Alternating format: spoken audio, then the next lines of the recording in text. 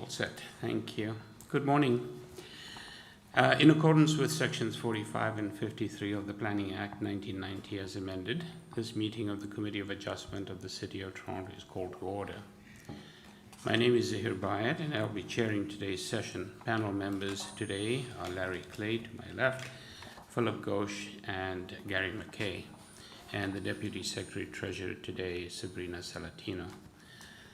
We acknowledge the land we are meeting on is the traditional territory of many nations, including the Mississaugas of the Credit, the Anishinaabe, the Chippewa, the Haudenosaunee, and the Wendat peoples, and is now home to many diverse First Nations, Inuit, and Métis peoples. We also acknowledge that Toronto is covered by Treaty 13 with the Mississaugas of the Credit. Committee of Adjustment public hearings are now conducted in a hybrid in-person and virtual format. Some applicants and participants will make their submissions in person, and others will participate virtually by electronic means through WebEx. The meetings are also streamed on the Toronto City Planning YouTube channel, and anyone wishing to view the hearing may watch on YouTube. Those who want to participate virtually and have registered in advance will be connecting with their computer or telephone. I get a feedback. Yeah, you got your computer. She just had to put it up.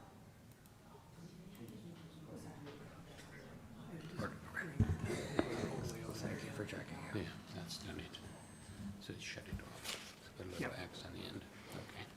Thank you. Sorry about that. Bear with me. Those who want to participate virtually and have registered in advance will be connecting with their computer or telephone and have the option of participating via video or audio only. When your item is called, you will be unmuted by the moderator. For both in-person and virtual participants, Committee of Adjustment staff will share presentations submitted in accordance with the written submission deadline. People attending in person today who want to receive a copy of the decision of the committee on an application must fill out a decision.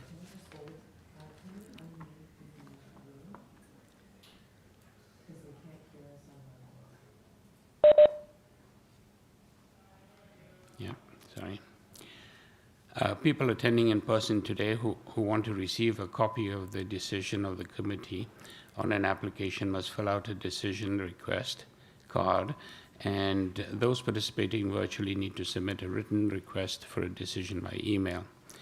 If you do not agree with the decision of the committee, you may be able to appeal the decision to the Toronto local appeal body or in some limited circumstances to the Ontario Land Tribunal. However, the provincial government amended the Planning Act and generally removed rights of third parties to appeal Committee of Adjustment decisions.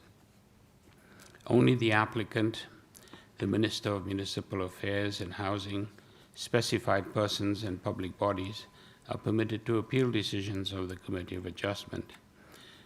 Appeal instructions are set out at the bottom of the decision of the committee. Today I will call each item in the order listed on the agenda.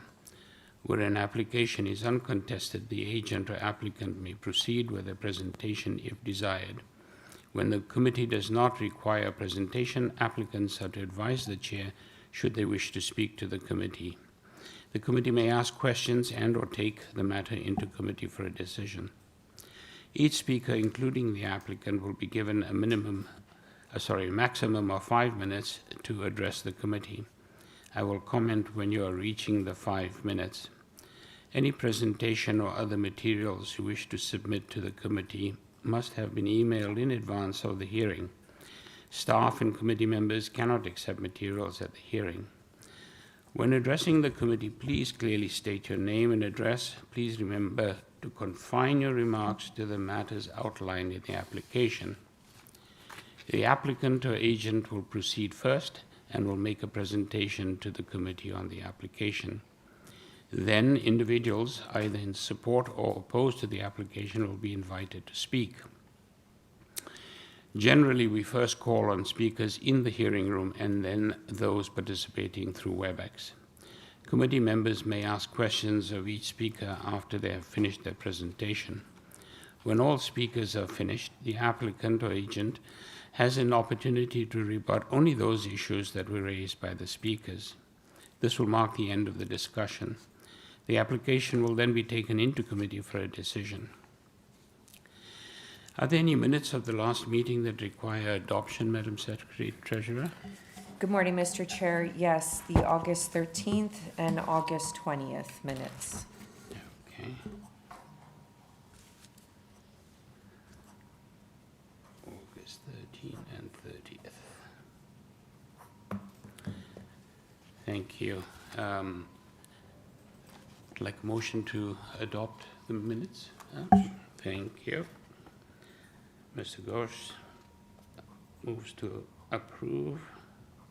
Seconder, Mr. McKay, thank you. Thank you. All those in favor? Thank you. So moved. Thank you. Are there any declarations of interest of panel or staff? Seeing none, thank you.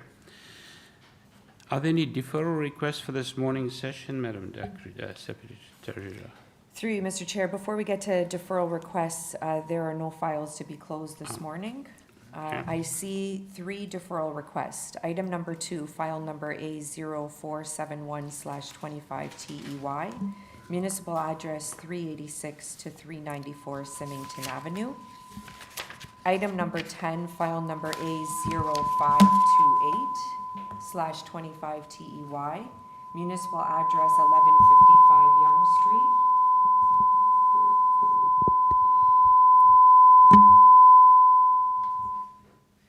And then item number 11, A0533/25TEY, 1133 Yonge Street.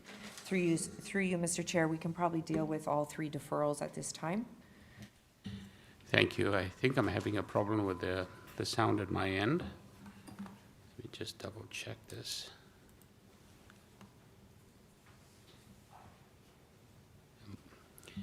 It's muted on my end of the laptop, but something's amiss with the... Your microphone is on, right? Yeah. Okay. We're good now? Okay, I'm getting a little bit of feedback, I think, from this monitor, if I'm not mistaken. In any event, okay. Through you, Mr. Chair, we have 2 speakers in person for item 2, the agent in person, and 1 speaker in opposition.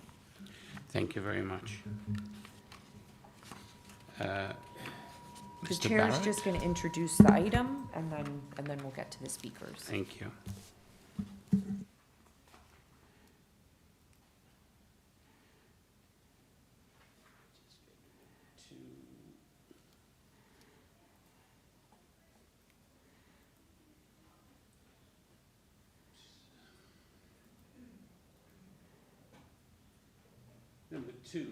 Item number 2 is 386 to 394 Symington Avenue. Purpose of the application is to alter the development standards as approved under site-specific zoning bylaw 1156-2022 by constructing a 1-story commercial building, Building B fronting Kingsley Avenue, which will contain an eating establishment, a cafe, with a side south outdoor patio terrace. And with this application,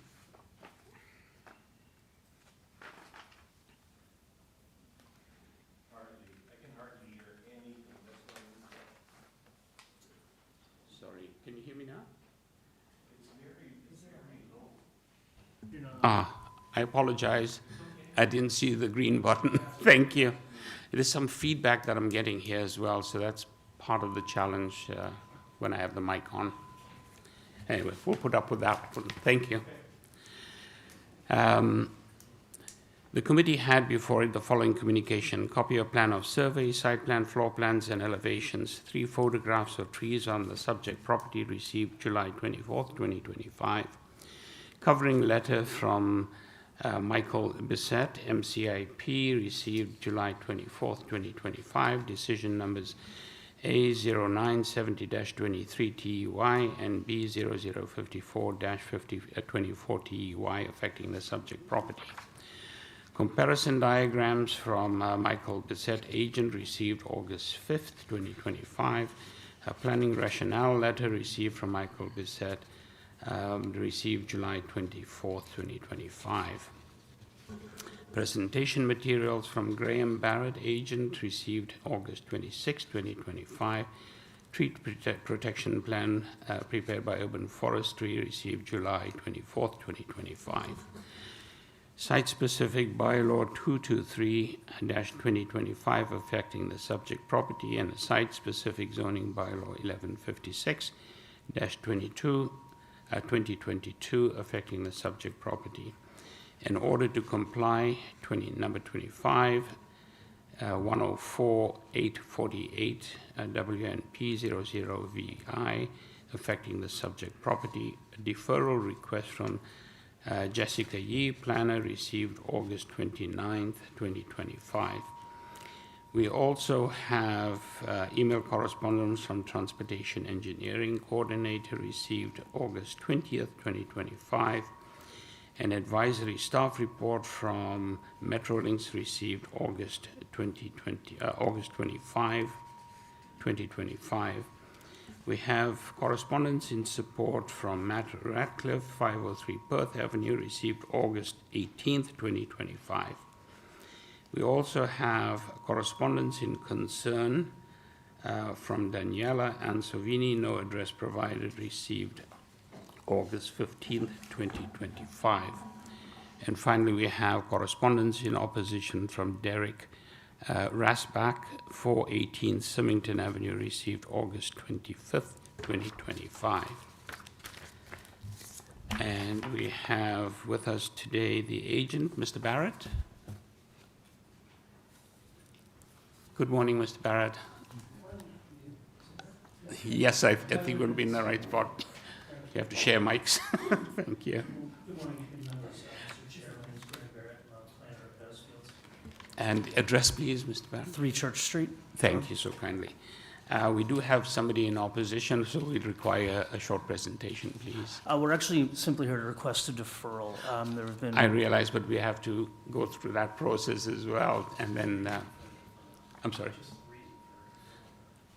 Sorry, sorry, I beg your pardon. We just need the reasons for the deferral. Thank you. Sure. There have been some communications with community planning staff, and they've requested a little bit more time to review the application. We've also read the letter of opposition and understand that the neighbor was requesting a bit more time to possibly engage a planner or legal representation. So that is the purpose of the deferral, to give everybody a little bit more time. Thank you. I think we'll now move on to, I think our person in opposition is here as well. So if you don't mind taking a seat again, and we'll get back to you in a second. Great, thank you. Thank you. Mr. Terry Hawks? Sorry? Mr. Terry Hawks? Are you Mr. Hawks? Oh, sorry. I beg your pardon. Terry Hawks?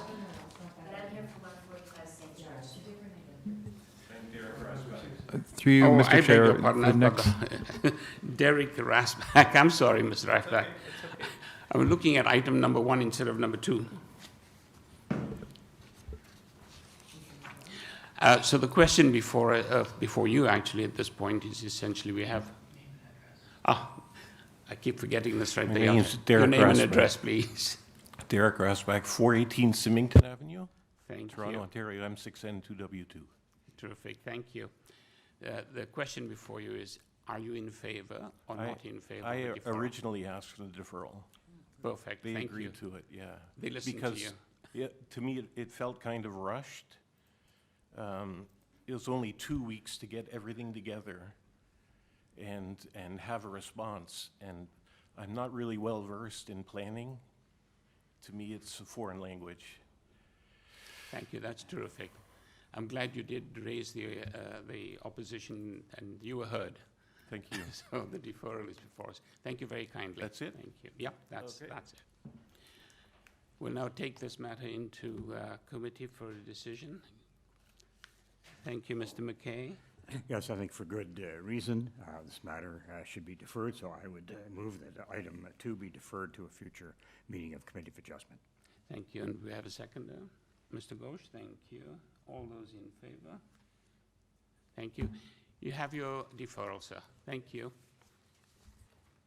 Do we have a date or not? Not at this point. I believe you will get notification at the appropriate time when there is, and I imagine it may be at the earliest possible date.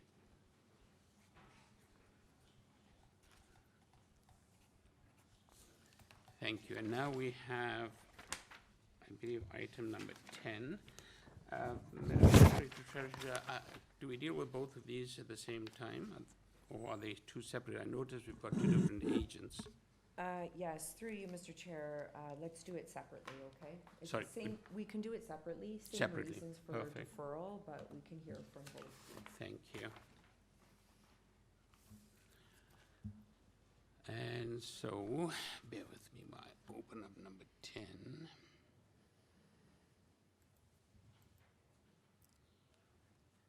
Number 10 is 1155 Yonge Street.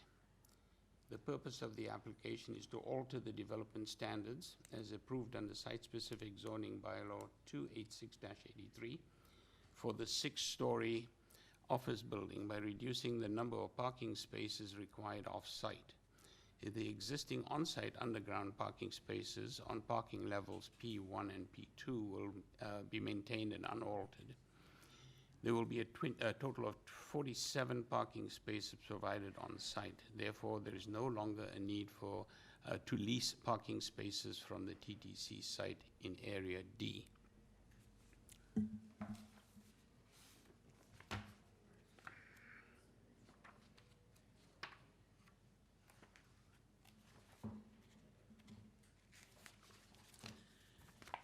The committee had before it the following communication: copy of plan of survey, site plan, floor plans, and elevations, 3 photographs of the subject property received July the 11th, 2025, covering letter from the agent received July 21st, 2025, decision number A0109/04T affecting the subject property, annotated context map submitted by the agent received July 24th, 2025, and annotated parking level floor plans submitted by the agent received July 24th, 2025, parking justification letter received on July the 11th, 2025, and a planning justification letter received July 16th, 2025. And we also have a Schedule A and B legal descriptions and existing easements received July the 11th, 2025. Site-specific bylaw 286-83 affecting the subject property, and a deferral request received from the agent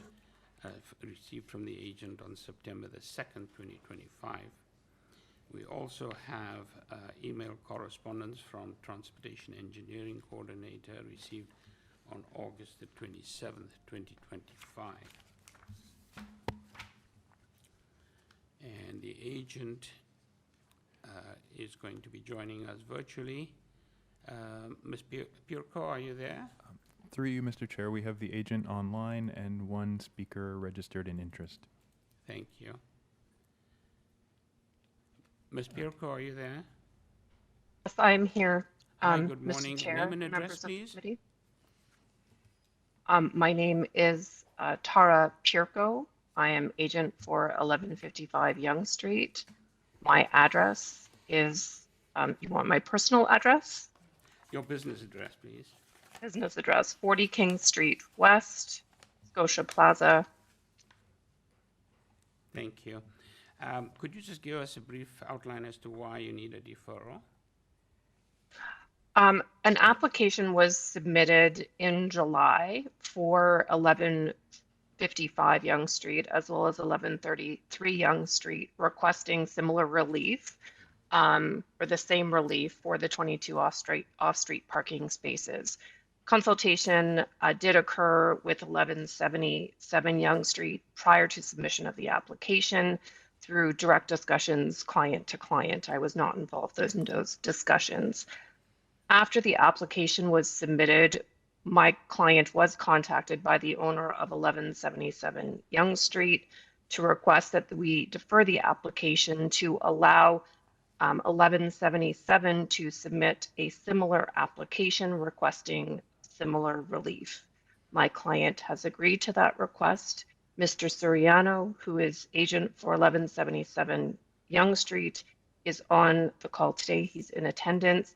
He has been in consultation with the committee to request that his matter that was submitted last week be scheduled to the October 22nd meeting of the Committee of Adjustment, which would be a meeting this panel.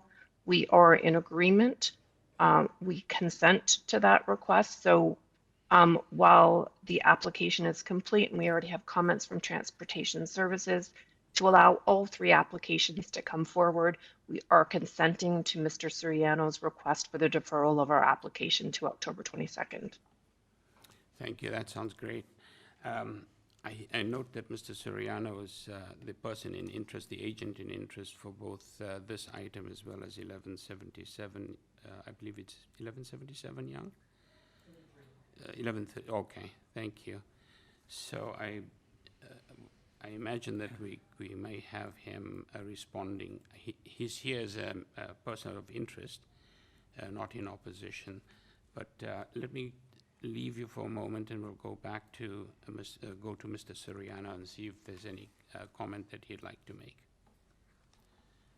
Thank you. Yes, good morning, Mr. Chair and members of the committee. Good morning. It sounds like Mr. Bronskill. Oh, it's Mr. Suriano on the line. I beg your pardon. Your voice sounds so much like Mr. Bronskill. I think all lawyers sound the same, sir. Mr. Suriano, your name and address, please. Yes, it's Alexander Suriano of Airden Burles, sir. My address is 181 Bay Street, Suite 1800 in Brookfield Place. Thank you so much. I take it you're not here in opposition, but rather as a party in interest. That's correct, sir. In fact, we are in support of the applications being brought by both item 10 and item 11. So 1155 Yonge Street and 1133 Yonge Street. Mr. Chair, I'm the agent for the property owner at 1177 Yonge Street, just to the north of 1155. And that is Metropolitan Toronto Condominium Corporation 699 is the formal name.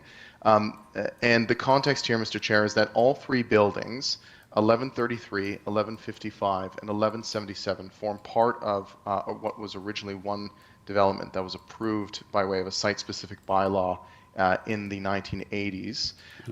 There is a parking standard, a requirement that applies to all three properties, and that is in fact the subject matter of the variance applications that you have before you, both in item 10 and item 11.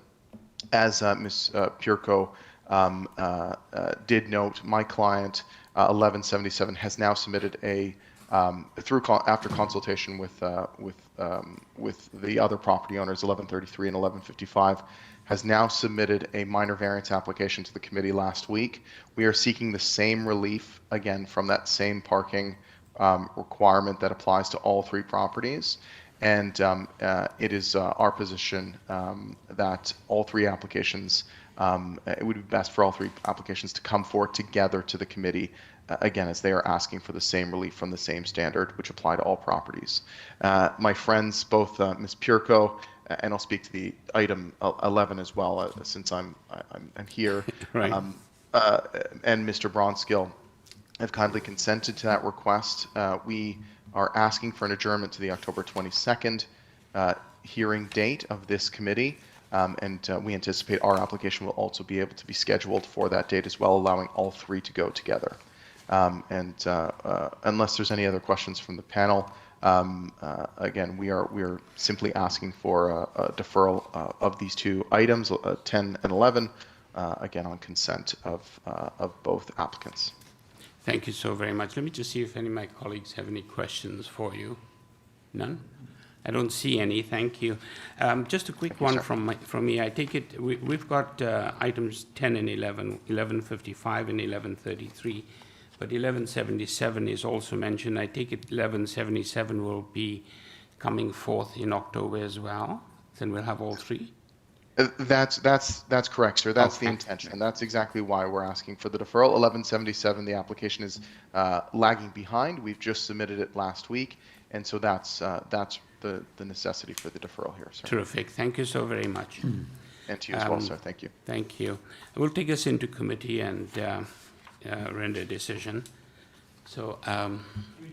Two at the same time or separate? I was thinking we want to do it separately. Yeah, we've got Mr. Bronskill as a separate agent. So for item number 10. I'll move deferral, sir. Thank you. Item number 10, we've got Mr. Clay moves approval.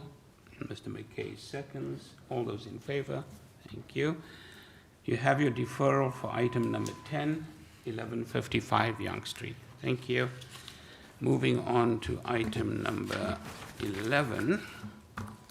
And bear with me while I read.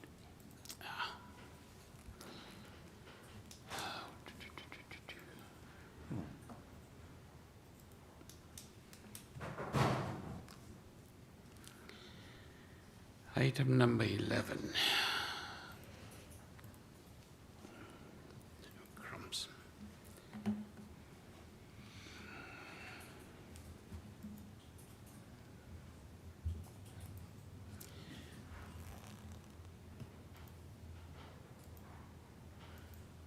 Sorry, I'm just trying to open page here. Okay.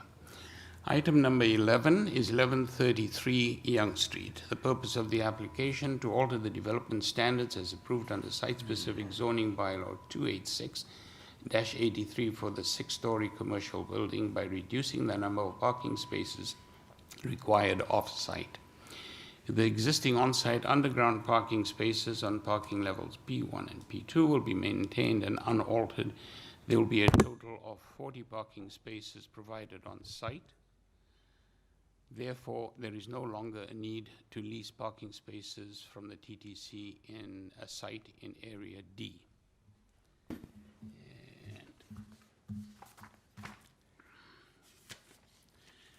The committee had before it the following communication: copy of plan of survey, site plan, floor plans, and elevations.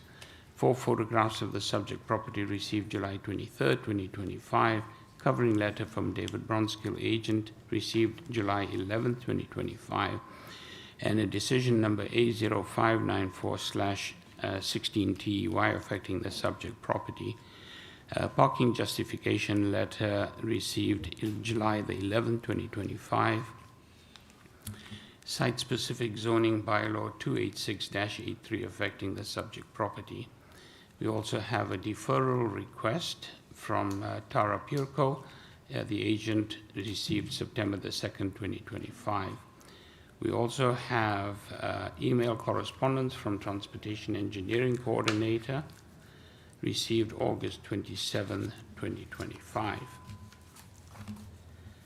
And the agent is Mr. David Bronskill, who is online, I take it. Mr. Bronskill, are you there? Good morning, Mr. Chair. Good morning, Mr. Bronskill. Name and address, please.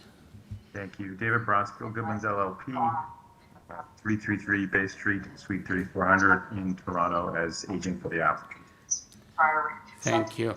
We're getting some feedback. I'm not sure. Is that better, Mr. Chair? I think so. Thank you. Okay. I imagine we just need a very brief description. We've already had one from Ms. Purco, but I imagine we need one from you for this particular item on the agenda. Reasons for deferral. Yes, Mr. Chair. Very similar reasons. My client is the site 1133 Yonge Street, which is the property that is the furthest south of the three. Mr. Siriano reached out to us. We're Area A on the site-specific bylaw. Ms. Berco's client, 1155 Yonge Street, is Area C. Mr. Siriano's client is Area B. And the off-site parking, if I can call that, is Area D.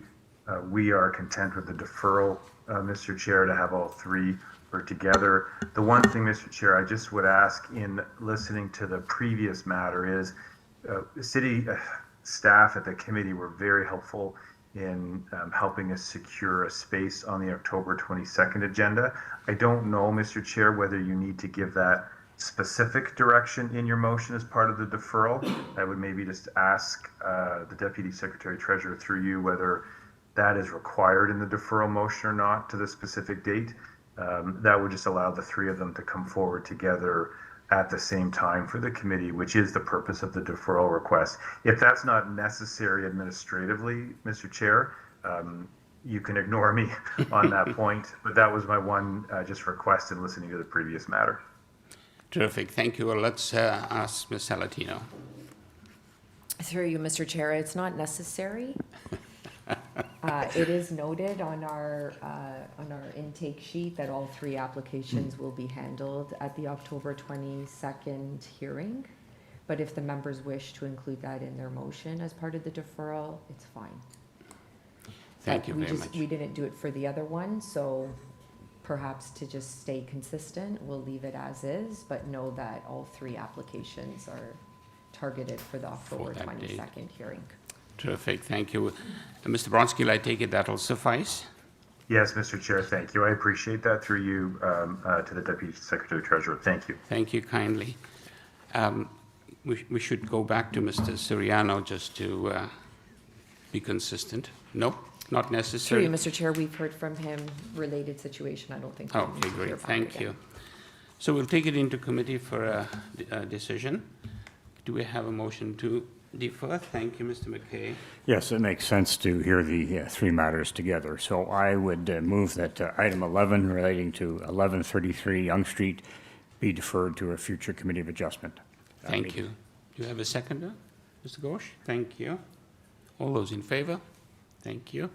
Mr. Bronskill, you have your deferral.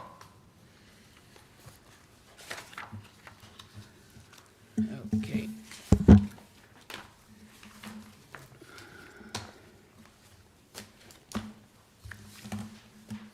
All right.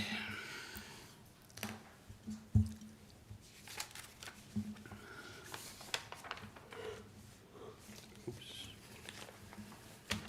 Sorry, too many sheets of paper here. I'll move to number 1.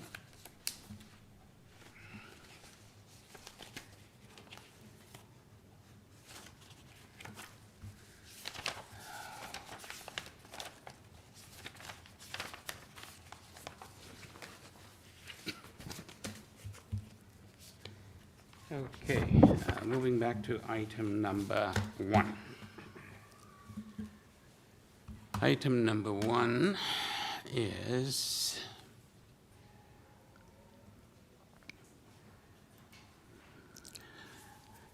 item number 1 is 145 St. George Street. The purpose of the application is to alter the development standards as approved under Site-Specific Bylaw 750-2023 for the 12-story apartment building by increasing building heights and gross floor area by reducing building setbacks and amenity gross floor area.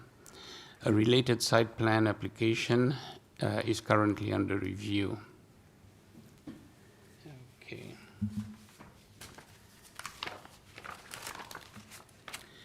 The committee had before it the following communication: copy of plan of survey, site plan, floor plans, and elevations. Red line public notice received August 26, 2025. Revised site plan, floor plans, and elevations received August 26, 2025. Revised diagram number 5 received August 13, 2025. Revised diagram number 5 received August 27, 2025. 5 photographs of the subject property received May the 1st, 2025.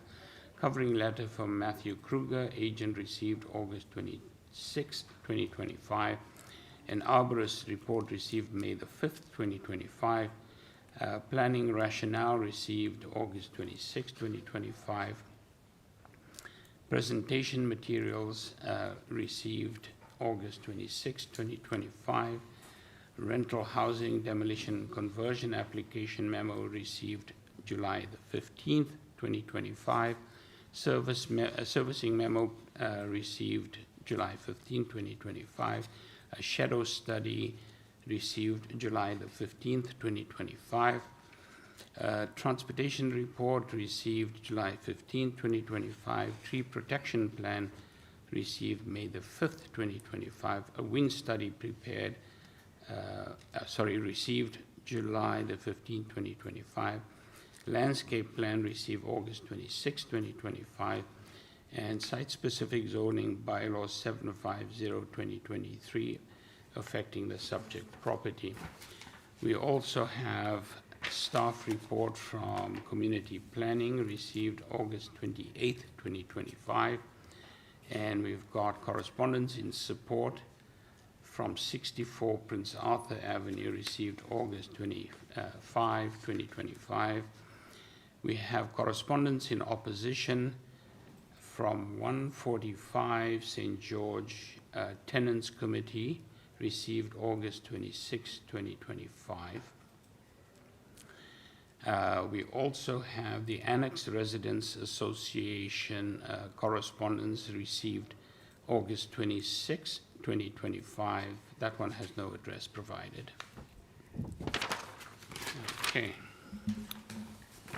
Through you, Mr. Chair, we have the agent here in person and one registered speaker in opposition in person as well. Oh, wonderful. Thank you. Mr. Goldberg, are you here? Michael Goldberg? My apologies, the agent is online. Oh, online. Okay, thank you. Hello, Mr. Goldberg, can you hear us?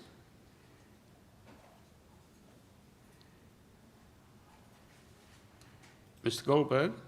Yes. Hi, good morning. Good morning. I've just been unmuted. Could you ask you just to speak a little bit louder, please? Can't quite hear you. Is that better? Oh, wonderful. Thank you. Name and address, please.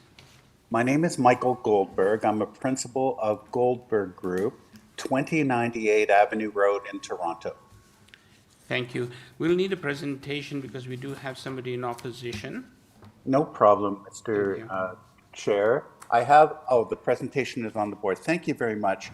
I understand that Matthew Kruger, the Director of Planning and 10 Block, is present in the room with you, as is Daniel Zhang, who is an Associate of Development of 10 Block. 10 Block are the owners of the existing apartment building and the developers of this project.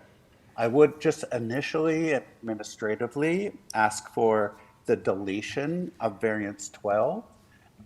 We no longer require that. That variance was requested by us out of an abundance of caution. In the event it was required, we have received an examiner's notice, which has now not identified that as the variance, and we've been consulted with our own legal counsel, and we're satisfied deleting that variance, leaving us with the 11 variances. I'm happy to say, members of committee, that there's been considerable pre and post consultation on this application. The application really was not filed until April of 2025, but the consultation started in the winter time. There was consultation with Councillor Sachs. There was consultation with the ARA. There was consultation with the Tenants Committee. Mr. Henry Eaton of the Lowther Muse we met with him on a number of occasions.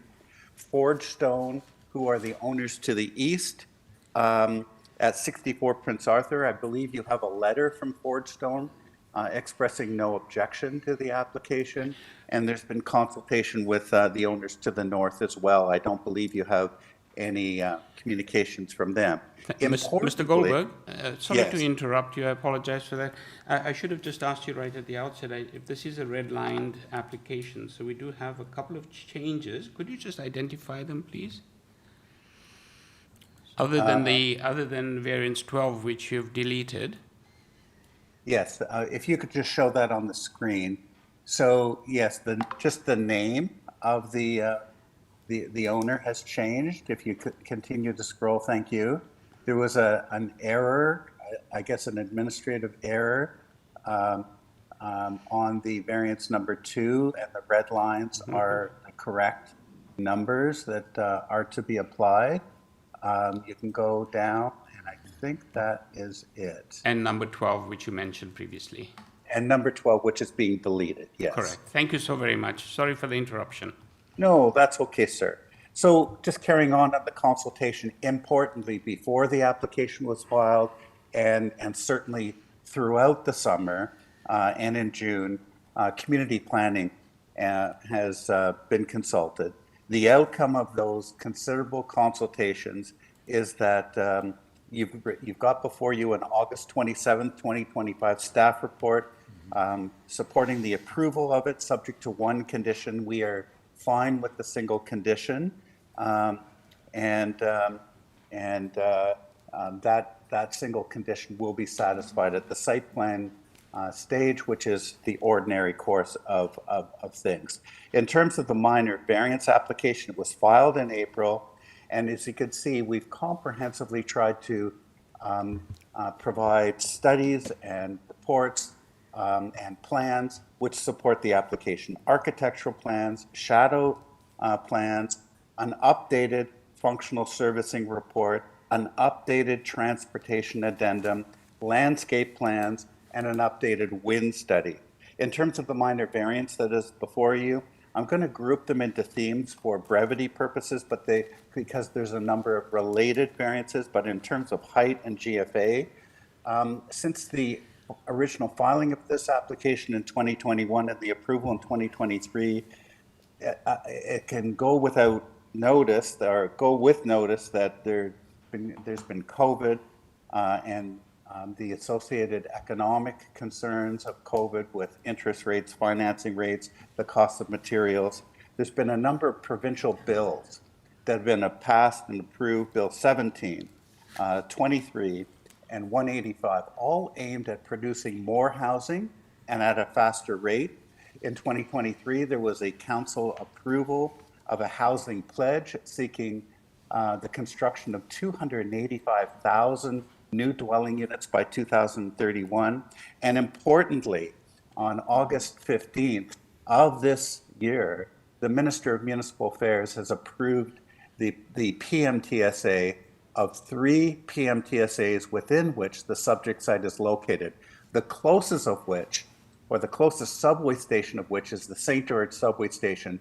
We are 70 meters away from the entrance of the St. George subway station. So it's the height and GFA have been fully tested, and there's no adverse impacts that are identified. In terms of setbacks, the east setback is because there's a mid-rise approval now approached. The north setback relates to now a typical tower setback in downtown, and the south setback actually increases the public realm. In terms of an amenity rate, I'll just carry on for maybe about 15 more seconds, and I apologize. Okay, no problem, go ahead. Thank you so much. So in terms of the amenity rate, it's just bringing it to a modern standard. We are providing 3.2 square meters per unit for indoor and outdoor. I will say from the indoor perspective, in total, we're providing 811.5 square meters, which is about 8,300 square feet. Of note, the existing apartment building has no amenity area. So there's considerable benefit to the new building in terms of the indoor amenity area. The outdoor amenity area, which is 919.7 square meters, does not include the POPs that is being proposed in the 10-meter setback on the front yard next to St. George, which of course will be of benefit to the residents. Mr. Goldberg, I think I've gone beyond the 15 seconds, but I wonder if you might wrap up. Some of us will probably come out in questions for you. Okay, just to wrap up, I have reviewed this as a consulting professional planner in relation to Section 45(1) of the Planning Act for all 4 tests, and I'm satisfied the general intent and purpose of the OP and bylaw are satisfied. It is minor and it is appropriate development. It will add housing, affordable housing, and this is now a declared purpose-built rental housing. Thank you, Mr. Goldberg. Thank you. Thank you so Thank much. you. Thank you for your patience. Let me just see if my colleagues have any questions for you. Thank you. Mr. So do Ghosh I, has a question for you, and Mr. Clay as well. Just a quick clarification, going back to the red line notice, item number 2, where it shows the number changed to a maximum height of 117.5 meters.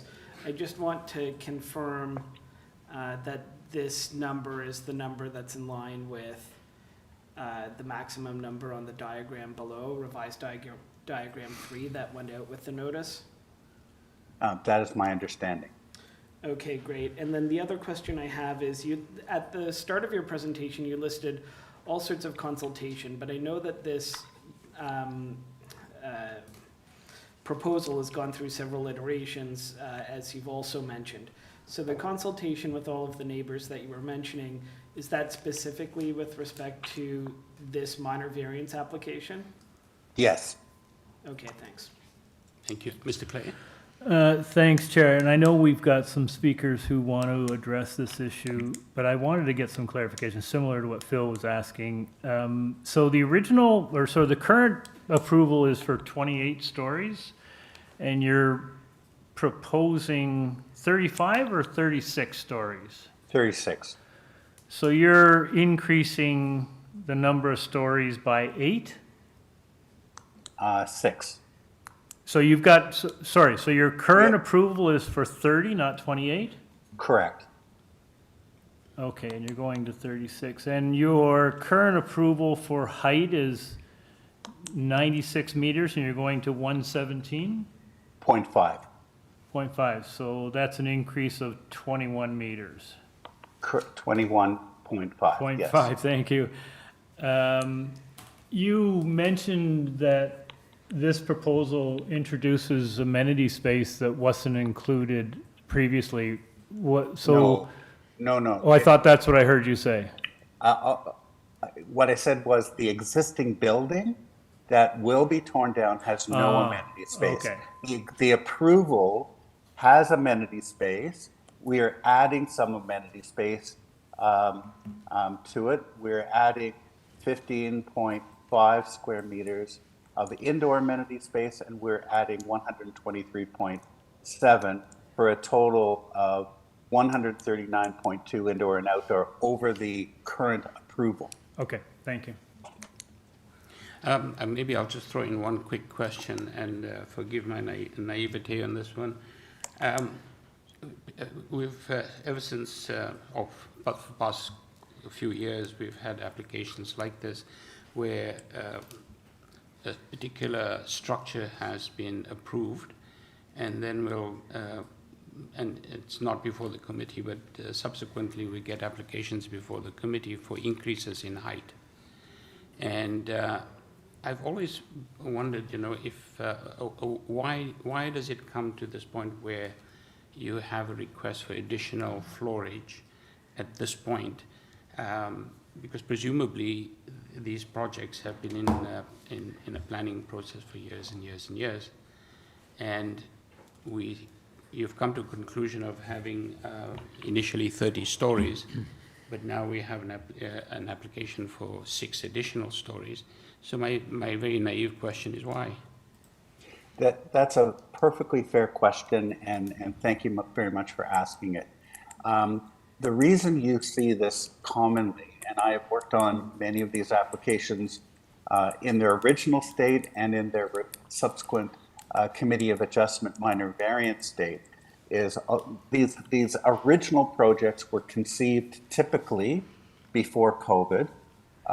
Some of them were approved during or immediately following COVID. Their pro formas were based on assumptions that existed at that time. And the truth remains that as we sit here today, the original proposal is either extremely challenging to bring forward financially, or not possible at all to bring forward financially, because financing has changed over the number of years. There's a very quickly changing development environment in the last 3 years. So financing, construction costs, labor costs, and financing requirements. And bear in mind that this is a purpose-built rental housing project, so not a stitch of revenue is going to come into this project until there are people living in this project. So all the financing is upfront costs. But importantly, from a policy perspective, it is also a quickly changing environment that didn't exist at the time. And I'm only going to raise things that came up since 2023 or 2022. And that's the provincial legislation about bringing on more housing faster. Bill 17, Bill 23, Bill 185, all approved now. There's been the approval of the PDMTSAs, and we are in the heart of the St. George Subway Station PMTSA. It is not only council adopted now, it is ministerially approved, and it is promoting more housing in close relationship or in close proximity to housing. And then importantly, the housing pledge, which I spoke about before. So all of those combined are promoting housing near transit stations at higher densities.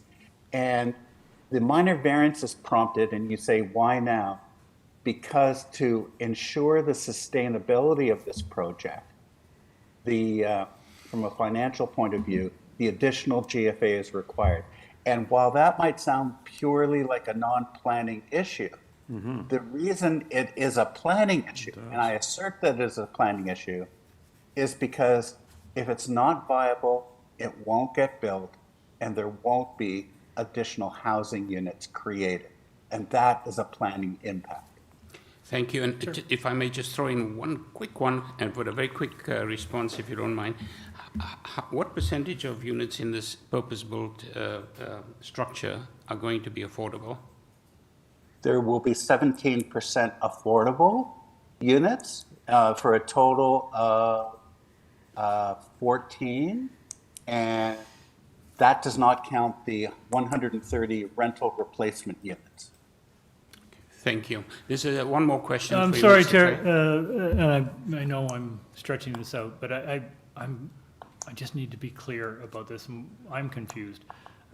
We talked about the number of stories, sir. You said that you've got 30 stories approved. You're asking for 6 additional. In your presentation materials, this is, I think, what's confusing me. If you go to the diagram, which speaks to the MPH and additional height, I don't know if we can pull that one up. Diagram 3. No, it's earlier than that. One up? Another one up? There, that one there. So that's what's got me confused, sir. Your proposal on the right-hand side identifies what looks like story 29 to 35 as being part of the variance you're seeking. And that's, correct me if I'm wrong, I must be misinterpreting this, but I count 7 stories. I think, Mr. Clay, I think that you're correct in what you're saying, and I must have misspoken before. I believe that there are potentially 7 because it includes the amenity space at the top that's being counted as a story. Okay. So, but again, you mentioned you've already got approval for 30 stories. This diagram implies that the approval stops at 28 and the proposed additional starts at 29. Yes, so I think that's correct that it is a 28-story building asking for 36, including the amenity area. Okay, so that's different than what you just stated previously, right? Yeah. After that, I was looking at, I've got a number of screens open, and I think that is correct factually. Okay, so just to be abundantly clear, you've got approval under the current zoning bylaw amendment for 28 stories. You are seeking an additional 7 or 8? I think 7 residential floors plus an amenity floor.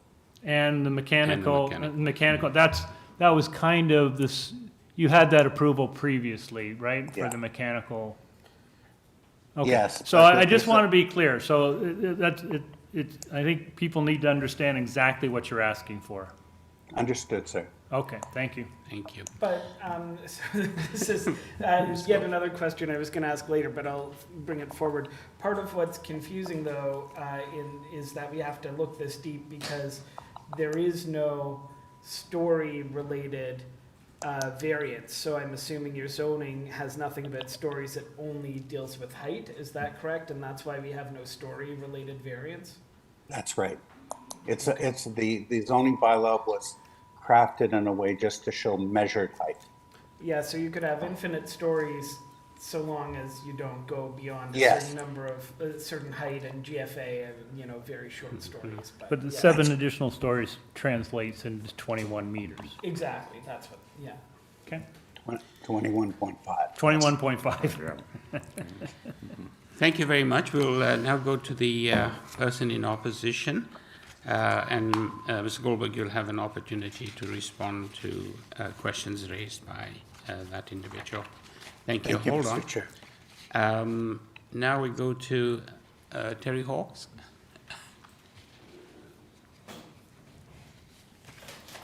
So much to absorb.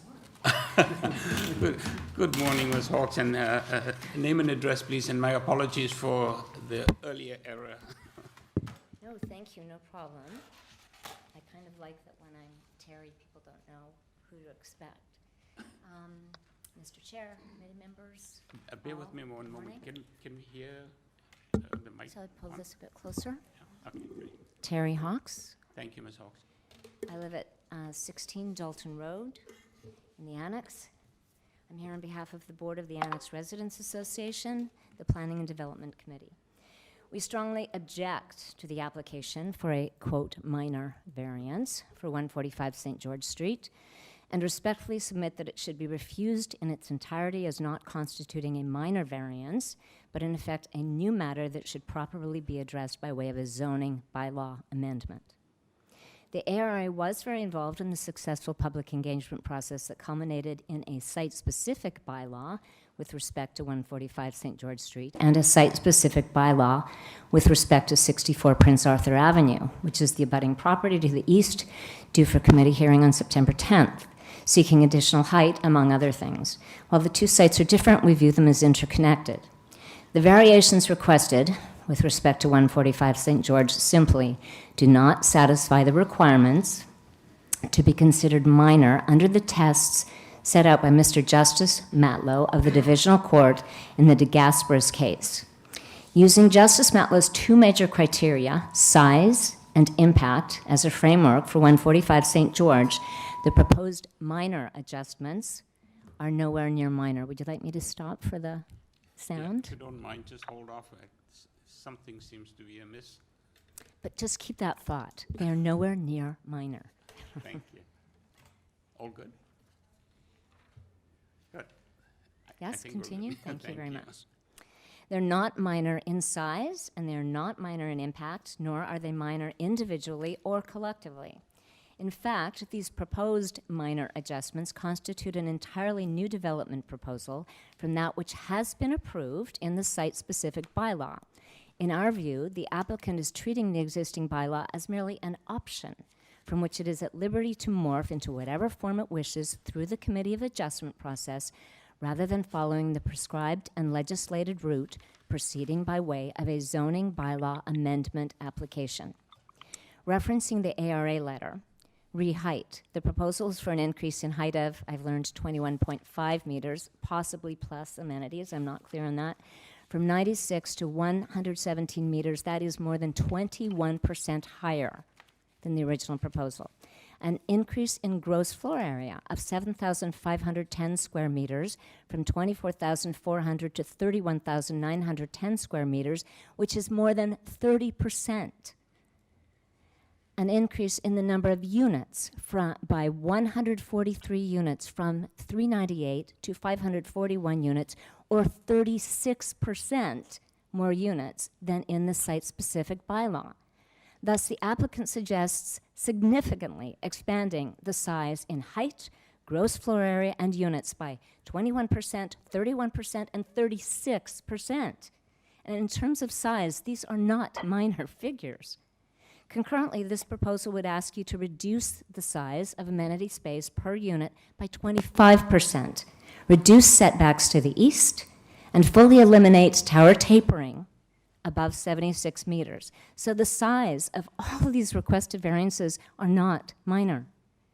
Justice Matlow's second criterion is around impacts of the requested variances. These impacts on shadow, wind, and transportation are not minor. Sculpturing of the tower that was negotiated to keep shadow off Tattle Creek Park has now been eliminated, and the applicant claims that the shadow is, quote, adequately limited. The ARA disagrees. Re-wind, the pedestrian level wind study submitted by the applicant is not responsive to the impact of the added height, change in massing, and reduction of setbacks to 64 Prince Arthur, which itself is seeking additional height. And retransportation, there is no parking proposal. The transportation study assumes that all movements will be walking, cycling, or by transit without addressing the impact that 143 additional units will have on pickup and delivery and e-commerce, save for their bald statement that there will be no impact. And please note that there should be no weight ascribed to the letter of support from 64 Prince Arthur, which we submit as a quid pro quo for the letter of support filed by 145 St. George in connection with Prince Arthur's application.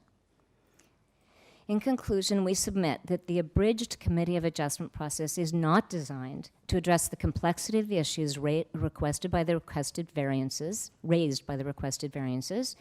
as noted by Member Swinkin in the Euclid decision, and should proceed by way of a zoning bylaw amendment application, that the requested variances are not minor, either in size nor in their impact, either individually or collectively, and that this application be refused in its entirety.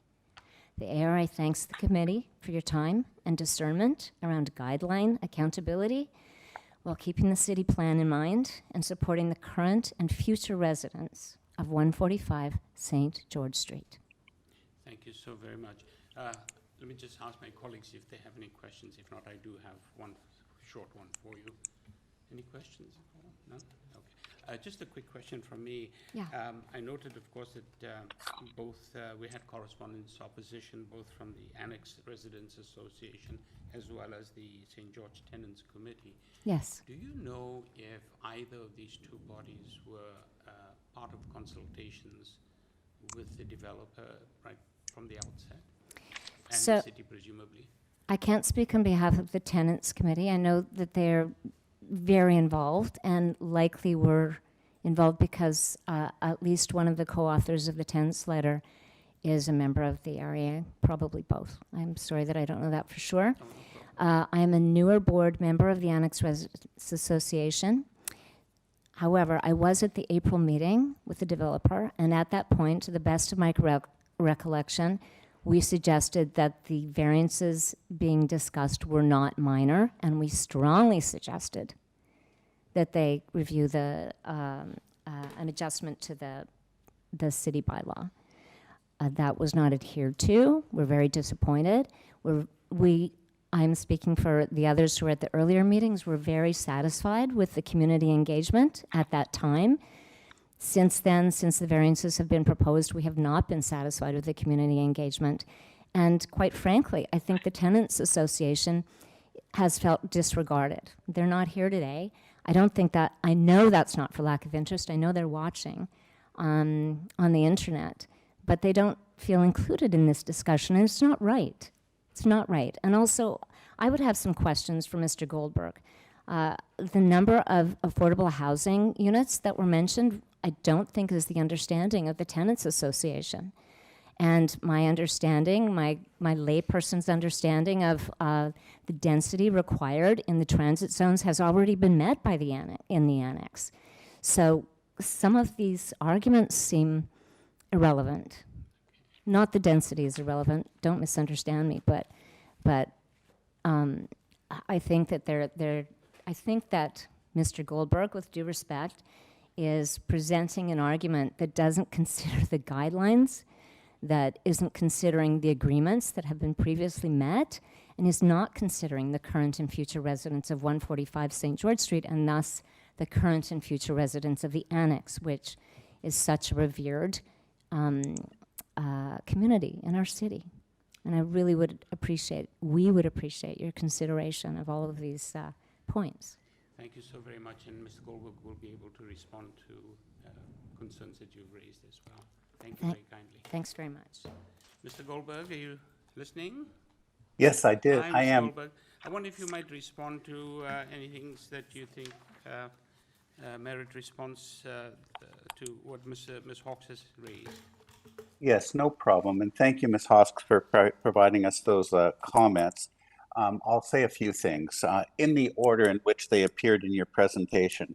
In terms of recommending to committee that this be refused and go through a zoning process, the minor variance process is proposed for exactly projects like this.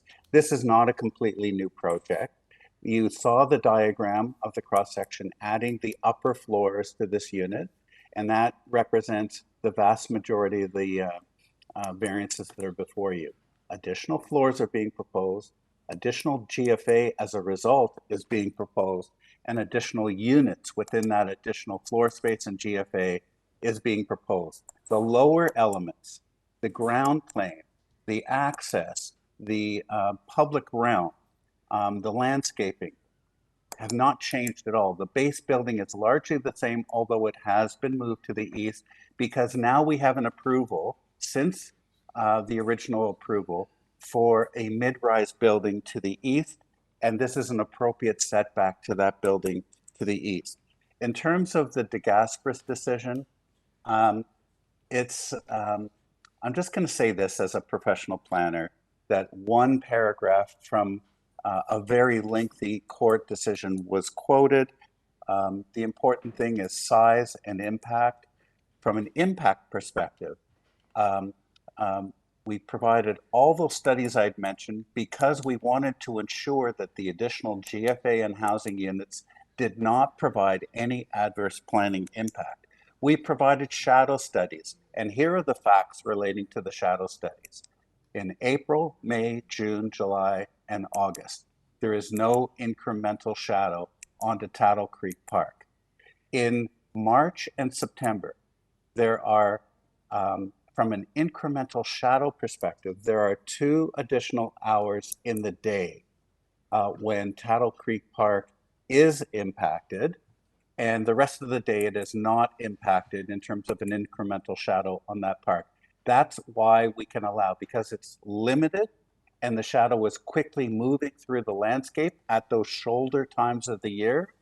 And that's why we can conclude that it is adequately limited, which is the official plan test in terms of measuring shadows. Community planning and urban design, who have reviewed this, have no objection. And I will say, and this isn't just a technical aspect, it's a fact, Tattle Creek Park is not a sun-protected park in the downtown secondary plan. And I think that's part of the consideration, even though it is limited to 2 hours in March in the day and 2 hours in September in the day. The rest of the months, there is no impact. So we've studied. It's one thing to say there's impact. There's another thing for Ms. Hawk to demonstrate that there's an impact. And we have filed the studies and plans to demonstrate that there is no adverse impact from transportation, wind, shadow, and parking. I will add, from a parking perspective, we don't have a variance before you on that. And in any event, because we are in an approved PMTSA, we have no minimum parking standards, and we're not obliged to add parking. We could provide 0 parking, and that would still meet the standards of the day because we are in an approved MTSA process. So I don't think, in response to one of the questions asked of Ms. Clay, she answered it. Was the ARA consulted about this minor variance application? And while she mentioned an April meeting, which did in fact take place, I can also tell you there was a January 6th, a February 25th, a March 28th, and the P&D meeting of April 1st. and correspondence in June and August with the AR. So you have to ask yourself, what would be the purpose of the longer process? We are expressing to you that there has been considerable consultation, and quite frankly, even in that event, parties are entitled to agree and disagree in principle, and I think that's the juncture that we've reached at this point with this application. Mr. Goldberg, if you don't mind, sorry to interrupt again, we're running into the end of your 5 minutes. That's Time. okay. Thank you. That's okay. We've agreed to disagree. That could happen through a longer, more expensive zoning process, and I don't think that's required. Thank you very, very much. We'll take it into committee now, and unless somebody has a question for Ms. Goldberg. Yes. Mr. Ghosh has a question for you. Planning staff say that the additional wind report that you provided being just a letter and not being additional actual wind testing isn't sufficient, and they put a condition if we were to approve that you obtain that more stringent wind report. Is that, can you maybe speak to that? Yes. It is customary during zoning processes that you provide a more limited wind study, and at site plan approval, you do the tunnel testing. That's where we're at, and that's a normal and customary condition that would always be fulfilled. They're asking for it in this case. We have no objection, and there's no wind conditions that have been identified that seem to be problematic with the design going forward. And if there is mitigation architecturally, the project is capable of accommodating that. Okay, and so you've had conversations with community planning about this minor variance application, is that correct? Many, and meetings. Okay, and have they expressed any concerns that we don't see in the report before us that only mentions the wind study? I think it's fair to say that we have satisfied all their various concerns, and the only remaining concern was that there be ongoing investigation for the wind, which we are satisfied to do because we would do that anyways. But we have satisfied all of their other concerns, including traffic, functional servicing, wind studies, and the landscaping around this, and the shape and dimensions and standards of the base building. Okay, thanks. Thank you, Mr. Goldberg. No other questions, I take it? Okay, we'll take it into committee now and look forward to a decision. Any discussion? Mr. Clay. Yeah, thanks, Chair. First of all, I mean, introducing additional rental units into the city, particularly this area, which is adjacent to so many different institutional, both employers and educational institutions, is fundamentally, I think, a good thing. I struggle with this one, though, and the reason is that I'm not convinced that this committee should be dealing with a variance that is 25% greater than the current approval. Notwithstanding, I mean, the legal argument and the fact that this was to the OMB, the OLT in the past, I mean, that's subject to interpretation. But in my experience, a 25% increase in height and a 7-story increase in height is beyond, I think, what this committee should be dealing with. It just strikes me that all the studies that are required for a zoning bylaw amendment are there. All the work that would need to be done to take this application through that process appear to be there.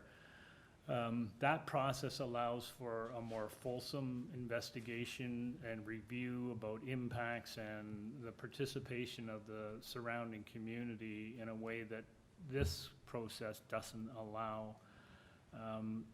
I'm of the view that I think this is beyond minor. Ratepayers Association have made that point. I had that view previously. And I'll just say one more thing, that topping up of towers is a bit of a controversial issue. It has been to council now a couple of times. There have been reports about how to deal with this. It is something that generates a great deal of interest at the local level, particularly when a process has already been undertaken to establish previous approvals, and then we're getting top-up. We have other top-up requests today on this agenda. Each one is different, but 7 stories, in my view, isn't minor. And I'm not going to weigh in whether it's a good or a bad thing. It may very well be a good thing, but I think the path to resolve this is different than committee of adjustment. So I don't think I'll be supporting this today. Thank you, Mr. Clay. Ms. Ghosh, Ms. McKay, Ms. Ghosh?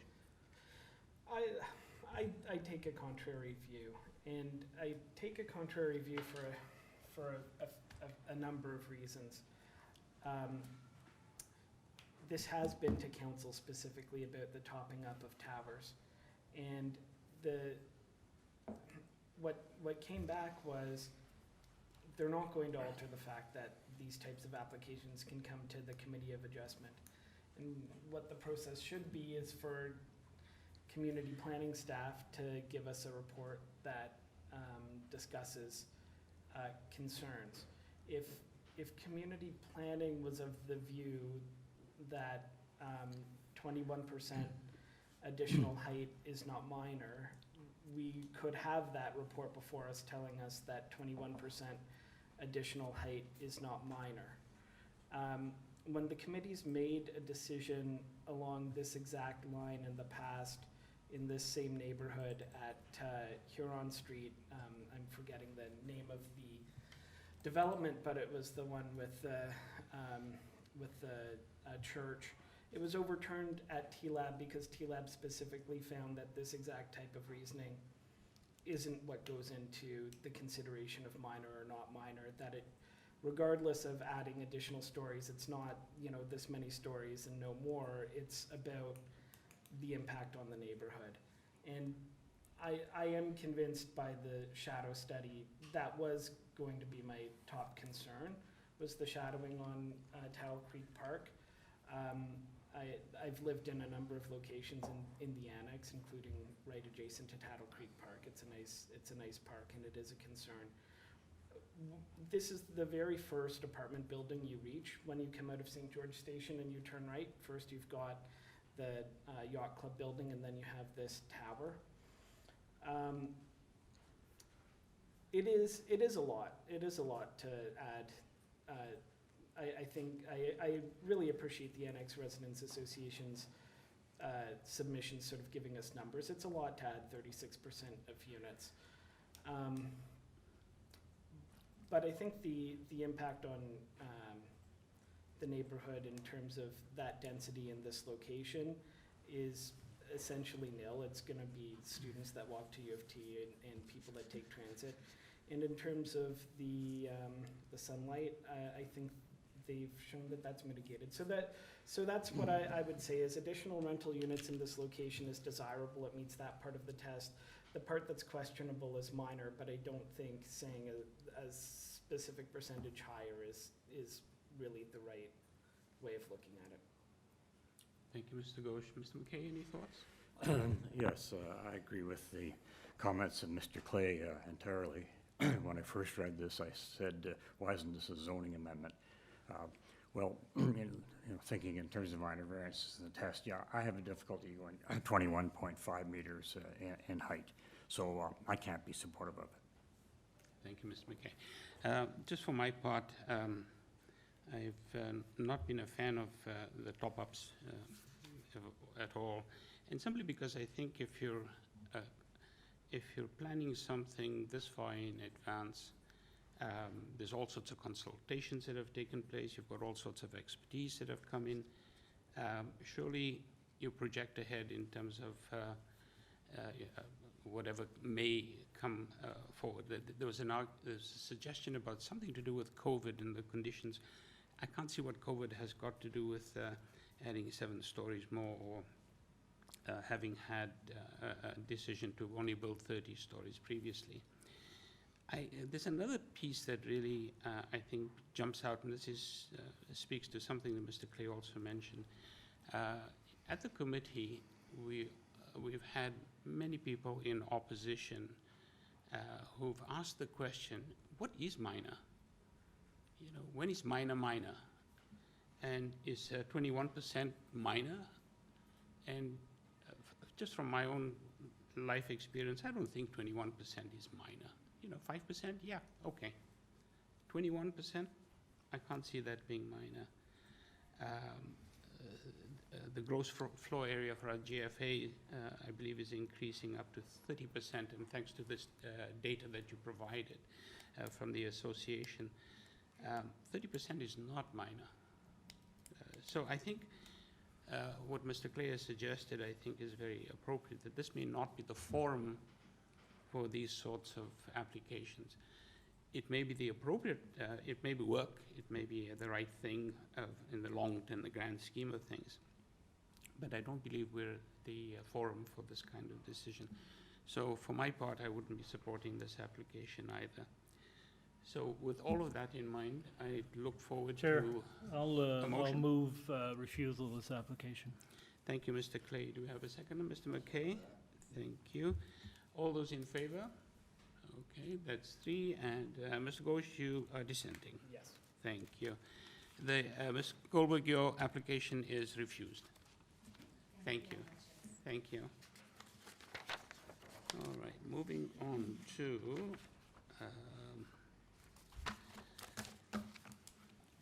on to item number 3. Bear with me. Item number 3 is 587 Lansdowne Avenue. This is an application. The purpose of the application is to alter the existing 1-story detached building, a TTC traction power substation, by constructing a rear 1-story addition with a side south exterior platform and staircase to access this addition, and to replace the existing electrical transformers in the rear yard.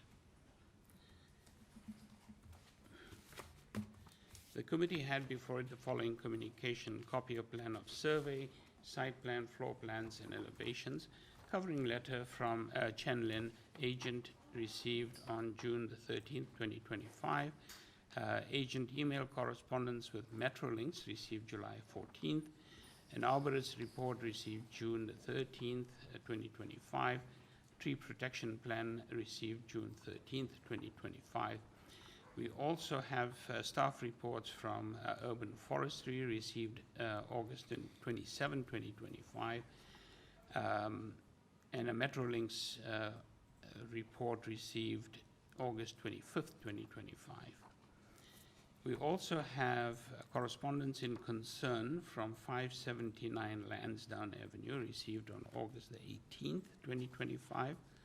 And from 581 Lansdowne Avenue received August 27, 2025. We also have correspondence in opposition from 589 Lansdowne Avenue received August 25th, 2025. And we have... Through you, Mr. Chair, we have the agent online, 2 registered speakers online in interest, and 1 registered speaker in person in opposition. Thank you so very much. Is this Chen Lin? Are you there? Yes, I'm here. Can you hear me? Hi, just barely. If you don't mind speaking up a bit or closer to the mic. I'll try to increase the volume. Is this better? Marginally, but if you can improve on it, that would be great. Okay, because I'm using a headphone and I've turned the volume to maximum. We've got it. We've got it. Thank you. Thank you. I think we're good now. Thank you. We do have people in opposition. So, name and address, please. I forgot to ask again. Okay, good morning, Mr. Chair and the members of the committee.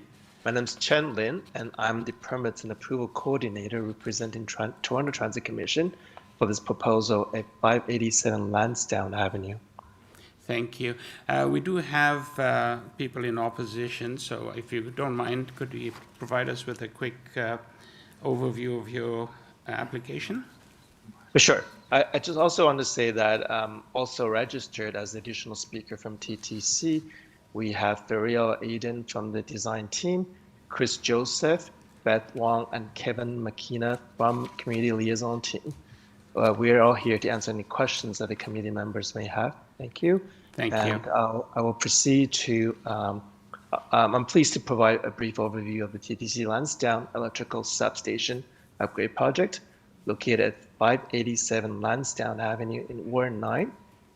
This initiative is part of the broader Line 2 Capacity Enhancement Program, which aims to accommodate growing ridership by improving subway service and reliability. The existing Lansdowne electrical substation, originally constructed in 1956, it is determined that the upgrades are required to support enhanced subway traction power in order to enable increased train frequency. The scope of the work includes upgrades to the existing substation building and transformer yard, construction of a new one-story rear addition, and installation of an underground duct bank connecting the upgraded substation to Lansdowne subway station. As part of this application, we are requesting minor variance for the side yard setback on both the north and south sides of the property, even though the proposed addition will maintain the current building setback. We are also seeking approval for a side yard encroachment resulting from the proposed stair landing, providing building access from the south side of the addition. We're requesting permission to retain the existing exterior transformer yard with the updated equipment. The required fence enclosure is also an integral component of the overall design. However, the minor variance being sought today pertains specifically to the new building addition and transformer yard. We acknowledge that the fence bylaw exemption subject to approval by local community council will be required in the future prior to the fence construction. We understand that the neighboring residents have expressed concern regarding the potential impact of the proposed facility upgrade. In response, our community liaison team has initiated outreach and is actively preparing responses to address the inquiries. Please know that the details of the projects are still being developed. The construction is not anticipated to begin until mid-2027. Throughout the project life cycle, TTC will maintain open communication with local residents through newsletters, public meetings, and dedicated liaison staff. We remain committed to transparency and minimizing disruption while delivering this essential infrastructure upgrade. Thank you for your time and consideration. We look forward to your support as we work to enhance transit service for everyone. Thank you. Thank you, Mr. Lin. Let me just see if my colleagues have any questions for you at this point. If not, we'll go to the folks in opposition. Any questions? None. Thank you. We'll just wait, and you may have an opportunity to respond to any concerns raised by residents. Thank you. Thank you. Who's the next person that we have? Next up is the speaker in opposition in person. Sorry.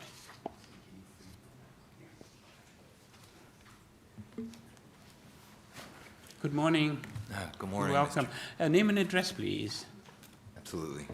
Gabe Friedman, 372 St. Clarence Avenue. Thank you. You have 5 minutes to make your case. Thank you. Thank you, Mr. Chair, committee.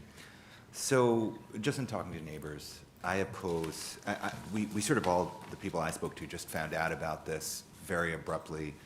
It looks like there's 3 variances. I don't really know what the first 2 are. The third one is just there are a couple huge electrical transformer boxes that look like they carry a gajillion watts at the end of the lot in that alleyway. If you go down this alleyway, which has houses on both sides, you'll notice that at the very ends of it there are laneway houses, but not as you get closer to this facility. And it's just an aesthetic thing from what I can tell. Like, I know some of my neighbors, I've talked to them, they would like to build laneway housing, but they don't want to do it in clear view of these electrical things which they think will make it difficult to rent their homes. So my argument is really simple. It's just like Toronto needs more housing. We have a housing crisis.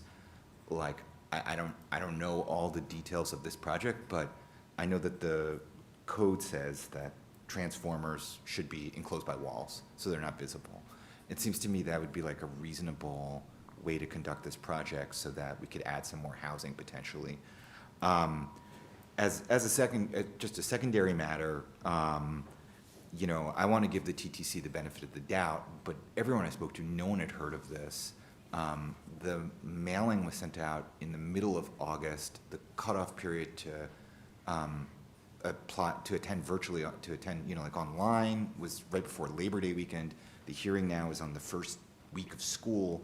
In our catchment area, school busing doesn't, for reasons I don't understand, does not occur in the first week, so parents are responsible to getting them there. There's an access issue here. No one's really been able to talk about it.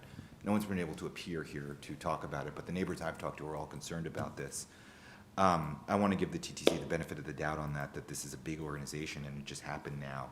But I know some of my neighbors are pretty upset and they feel like this is being ramrodded through. But so my position is that the TTC should do what everyone else I know does when they get a variance. If they're a homeowner or a cafe or a restaurant, you go out and you do some outreach, talk to the neighbors, find out what their concerns are, and try to address them if you can. This is putting the cart before the horse. It's putting a design out there and then saying, come, making me, I have to work today. It was a huge hassle for me to get down here. I've spent hours here now, I think, or something, and it's a waste of your time too. The law is the law. It's the applicant's burden to show that they have a valid and good reason for not meeting the code. They have not done that. They've not done any outreach.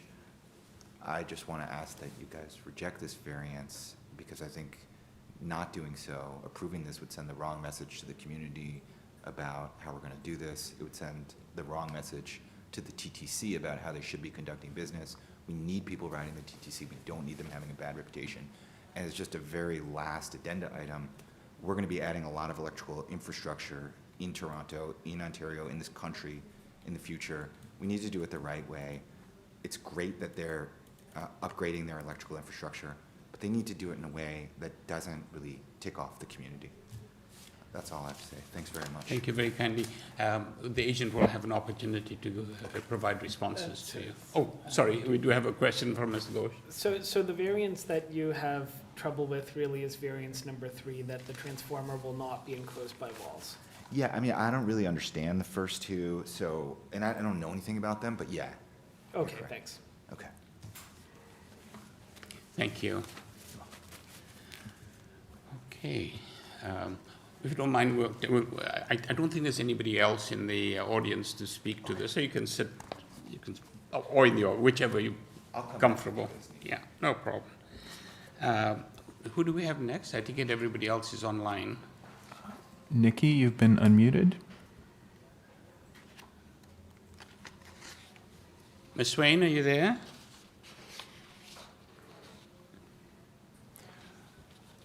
Through you, Mr. Chair, I'm going to try to reach them one more time. They were disconnected Okay. previously. Thank you. I'll move on to the next speaker.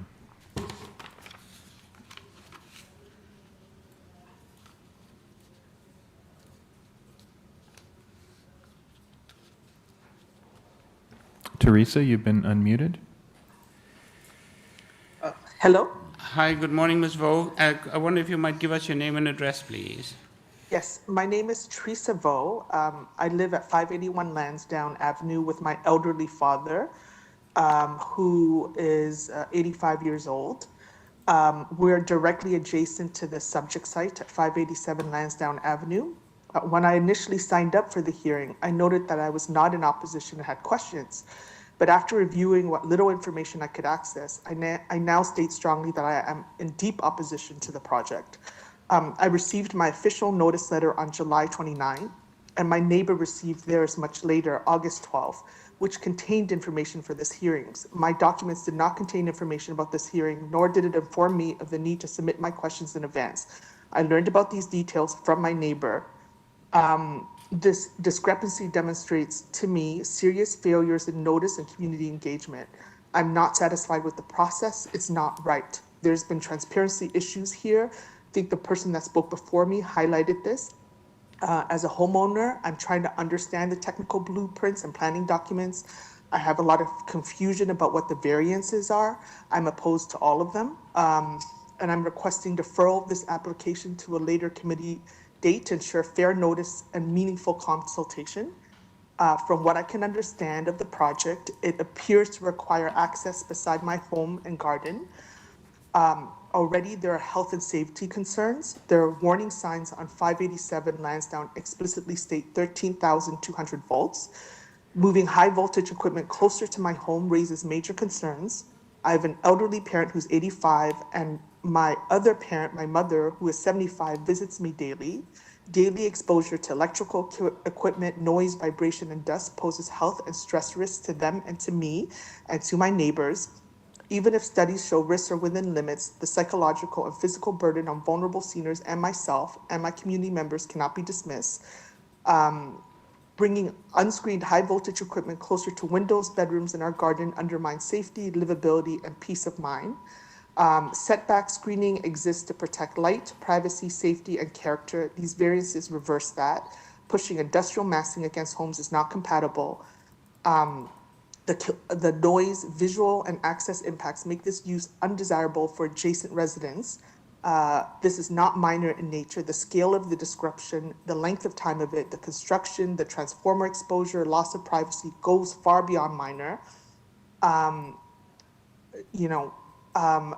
concerned about our property values and our enjoyment of our home. I'm concerned about construction risks without any published management plan or vibration monitoring. Many residents nearby are immigrants, are not fluent in English. So my parents, for example, do not speak English. The notices that were given very late to us, this has completely been rushed. They do not understand. It has not been an accessible process. I'm the adjacent property owner, and I will experience significant impacts from this project, and there has not been community engagement with me whatsoever. I am unclear to what the TTC wants access to my property for, and I'm not allowing access on my property without my written consent. I'm asking for a redesign so that there's no encroachment on my property. I'm requesting independent noise, vibration, and EMF studies at my lot line, and whatever is required to mitigate any health and safety concerns. I want to see a binding construction management plan with dust, truck routing, staging areas, vibration monitoring, and damage indemnity, implementation, conduct multilingual community engagement with plain language materials, demonstrate that alternative, less harmful options were considered. I'm not against public transit upgrades, but I oppose this project because it places more transformers, more voltage closer to my home without proper notice, consultation, or safeguards. This could create serious health and safety risks for my aging parents and myself and my sorry community. to interrupt you, Ms. Vo, but you're running out of time. Give me a wrap up, please. I am requesting a deferment, and I'm in deep opposition to this project. Thank you so very much. We'll let the agent give you some responses. Thank you.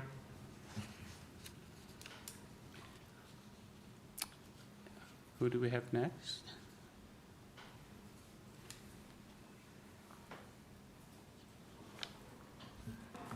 Hello, Nikki. Can you hear us this time?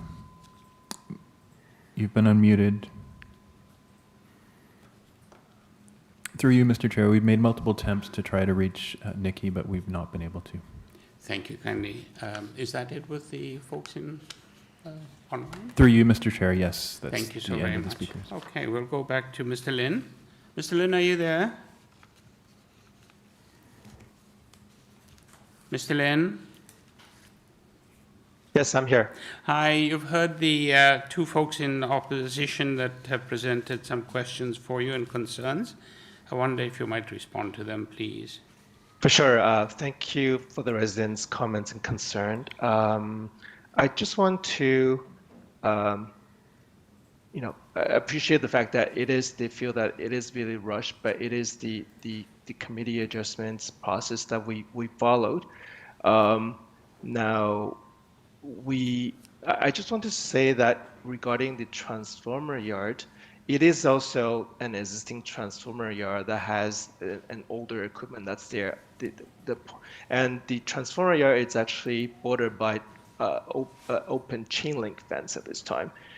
The proposal is to install, like I said, the details of development is still quite early in stage, and we are planning to install a solid wall in the back so that visually you'll be more pleasant, so that you will not be looking at transformer machines in the backyard. With that being said, regarding the comments or the community outreach, may I ask one of our agents to make comment about the initiative that we have done and also planning on doing, so that we could keep communicating with the residents. May I ask Christina Joseph to be on? Certainly, go ahead. Christina, if you can just provide us with a name and address, please. Yes, good morning, everyone. Christina Joseph. I work out of 1900 Yonge Street in Toronto. Lovely. Please go ahead. Okay. Thank you to all the neighbors who have attended today. And I want to assure all of you that we will be engaging in robust communication. My team has sent out project notices to the community in the last month, as well as letters to all three neighbors that wrote in for this hearing. And we would like to meet either one-on-one or as a community in the coming weeks, and my team will facilitate that. As well, we have a project website up now. We will also, as Chen said earlier, this is very early design, so there is a lot of runway still for us to engage with the community and ensure their concerns are noted, and we get the additional reports that they have asked for. Thank you. Mr. Lin, do you have any additional comments to make?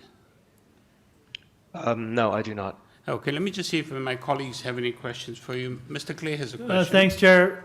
Sir, I think one of the big issues that we've heard from the residents and from those who wrote in was about the enclosing of the transformers in the rear yard. And I think that's quite a reasonable concern by the residents. I appreciate that they're not enclosed now, which implies that you're legal non-conforming. But you're asking for a variance to continue that they not be enclosed. I thought I heard you say that over the longer term, you plan to enclose them. So can you just clarify what your plan is? For sure. I could definitely address that. Prior to working for city, for TTC, I was actually a zoning examiner working for the city of Toronto. And I believe the bylaw, what the zoning bylaw referred to, is to have the transformer inside of a building. Now, the current situation right now is that we are in a backyard enclosed by a chain link fence. The proposal here is to enclose it with a solid fence wall. Now, but we won't have a roof to it. I think that's what the zoning bylaw is referring to, have an enclosure with walls and roof. However, if we were to comply with that, that means that we're going to have zero setback, and then and be resulting in the bulkier building.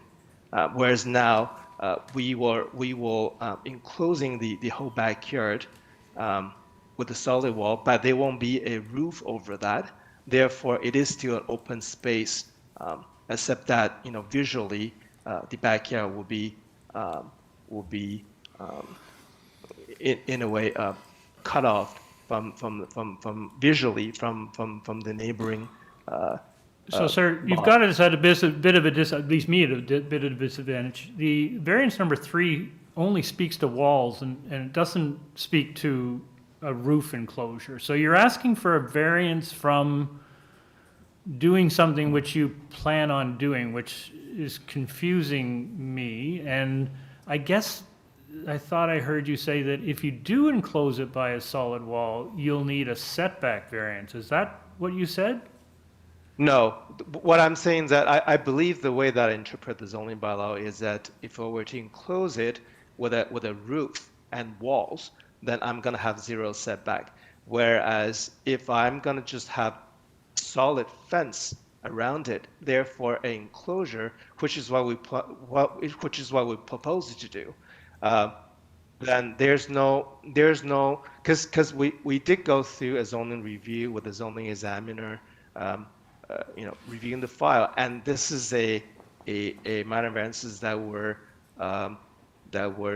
indicated by that zoning notice. Originally, I didn't think that it was an issue. However, on our last round of review, they indicated that this was to be an enclosure, despite the fact that we did show a solid wall all around the backyard of the new transformer yard.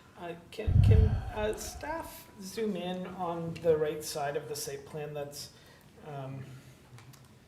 on screen right now? Because as we deal with this issue, I do notice that it says 3.1 meter high solid wall at the rear of the yard, which I do think helps this issue and must be what you're speaking about. But you're saying all around, that doesn't really make a difference to the property to the north and south, though, and there might be views down the lane over the chain link fence. And what it looks like to me, but correct me if I'm wrong and direct me to the right notation, it looks like on the sides of the property, it's only a 3.1 meter high chain link fence. So the wall improvement, it looks like, is only at the rear of the yard, not on the sides. But maybe tell me if I'm reading this wrong. I think this drawings might have indicated the existing as well as the proposed, because I do know that the proposal is to have solid wall all around. The chain link fence is existing and that will be gone. And I think if you look at the indications at the bottom there, it says 3.1 meter high chain link fence and gate. That might be just to the front where the access is, whereas around the perimeter to the laneway at the back, as well as the sides, those will be solid walls. Those will be 3.1 meter high solid walls. I see. So this dotted line all along the side and back are meant to be 3.1 meter tall solid walls. Exactly. But, sorry, but the site plan that we have before us doesn't show that. Actually, there is. 3.1 on the fall, but just on the one side? 3.1 solid all the way around, okay. Yeah. So what was the other site plans? That's the existing.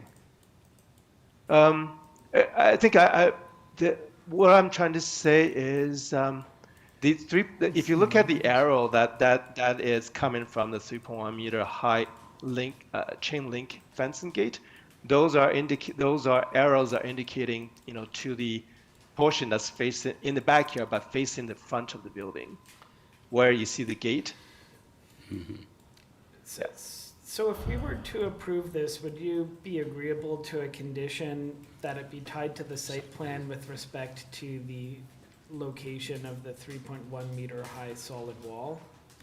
Yes, because that is the intent, to have a solid wall around the facing the laneway as well as adjacent to the neighbor to the north and neighbor to the south.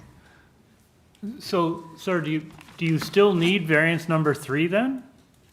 I mean, it is because this same site plan was given to the zoning examiner, and that was what the zoning examiner had revealed, that we need to go for a variance for a non-enclosure, but you know, the solid wall has always been there from the beginning. I'm confused as to why you're seeking a variance that allows you not to enclose these transformers with a solid wall, yet you're proposing to enclose the transformers with a solid wall. I mean, my interpretation from the zoning examiner's notice is that they were perhaps asking for a enclosure, meaning that, you know, this whole thing to be inside a building, right?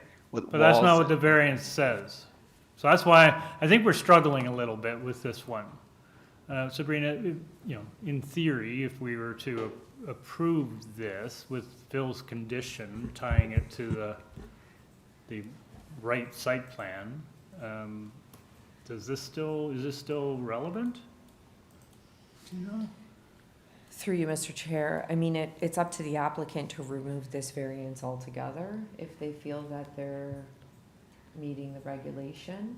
If we tied the plan, they'd have to build the wall, right? Because the plan has the wall identified. Yes. Yeah, okay. Yes.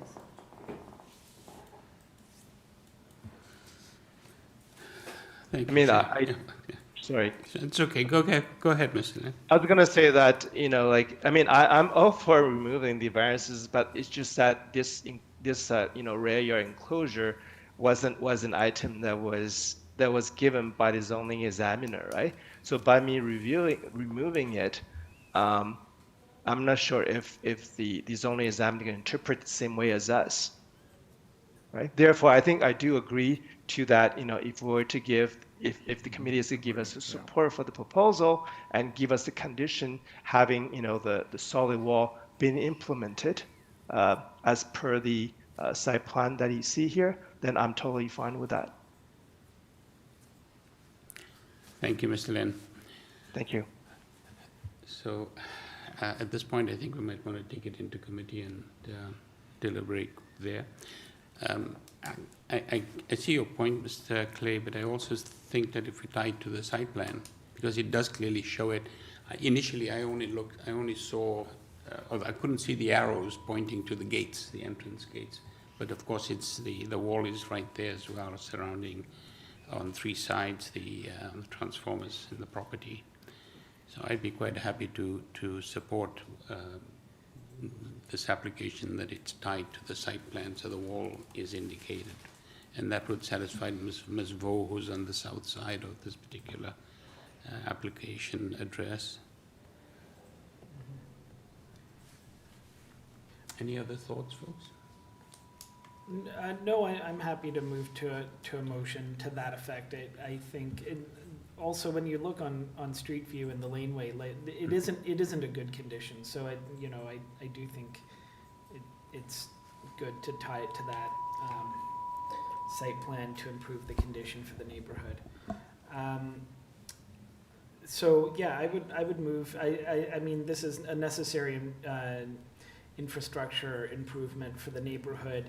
The existing building is there and is designed to somewhat fit into the neighborhood. The walls will mitigate the impact of the additional transformers. So I believe it's minor in the context of being a single-story building, an extension of a use that's been there for a long time. So I would move to approve it, subject to the condition that the approval be tied to the site plan with respect to the location of the 3.1 meter tall solid wall at the side yard and rear of the property. And there's a forestry 1 condition. And forestry 1. And just a Metrolinx advisory. Chair, I'll second, but I did, as part of that second, I would like just to reiterate the commitment from the TCC to follow up and have further detailed conversations with the neighbors about a number of the issues that they've raised today and in their correspondence. And I'll second that. Thank you. That's noted. Through you, Mr. Chair, that'll be for the record, For the about the record. conversations Mhm. with, yeah. Sure. Thank you. So we have a motion to approve by Mr. Ghosh, seconded by Mr. Clay. All those in favor? Thank you. Mr. Lynn, you have your approval. Thank you. The Chair, I'm Thanks for you. coming down, sir. Thank you for raising those issues.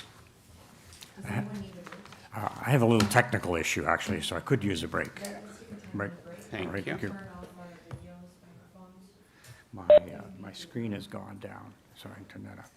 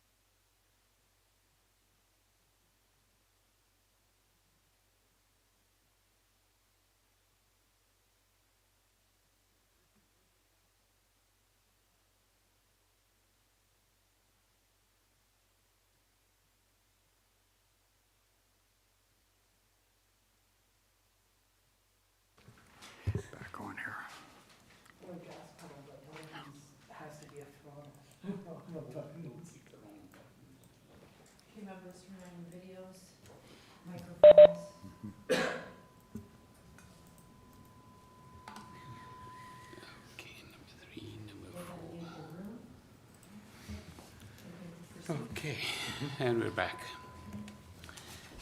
Okay, so item number 4 is 32E Oxford Street. The purpose of the application is to alter the existing 2 1/2 story semi-detached dwelling by constructing rear additions on the first and third levels. The committee had before it the following communications: copy of plan of survey, site plan, floor plans and elevations, an arborist report and presentation materials received from the agent. And we also have email correspondence from Heritage Preservation Coordinator.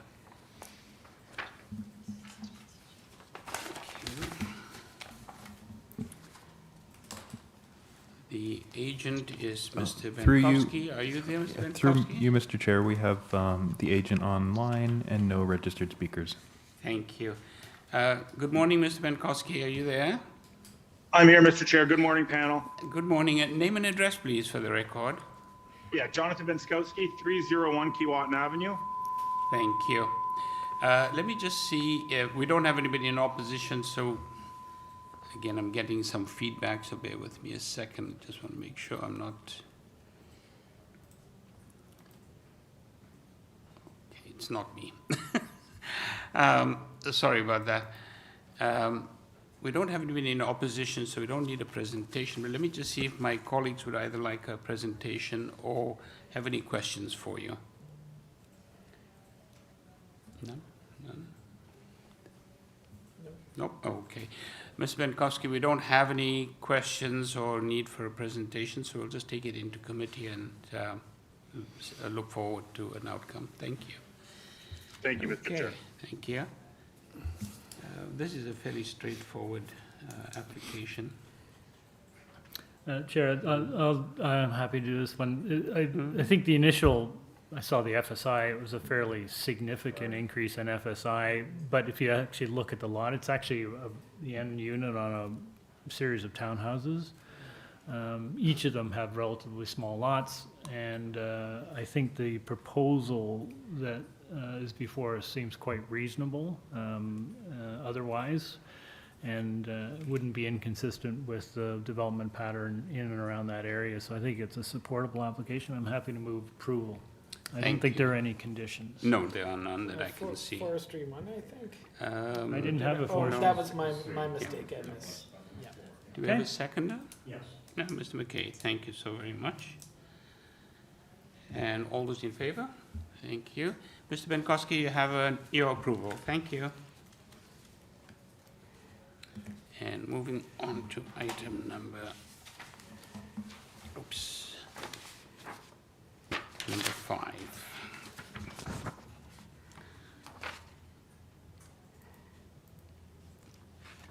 Item number 5 is 162 Queens Quay East.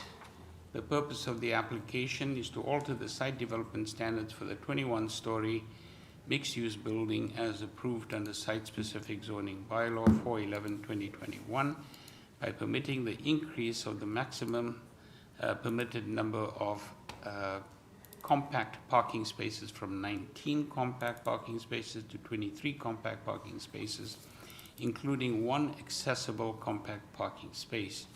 There will be a total of 463 residential dwelling units on this lot, as well as retail space at grade, and a total of 190 parking spaces with a 4-level below grade parking garage.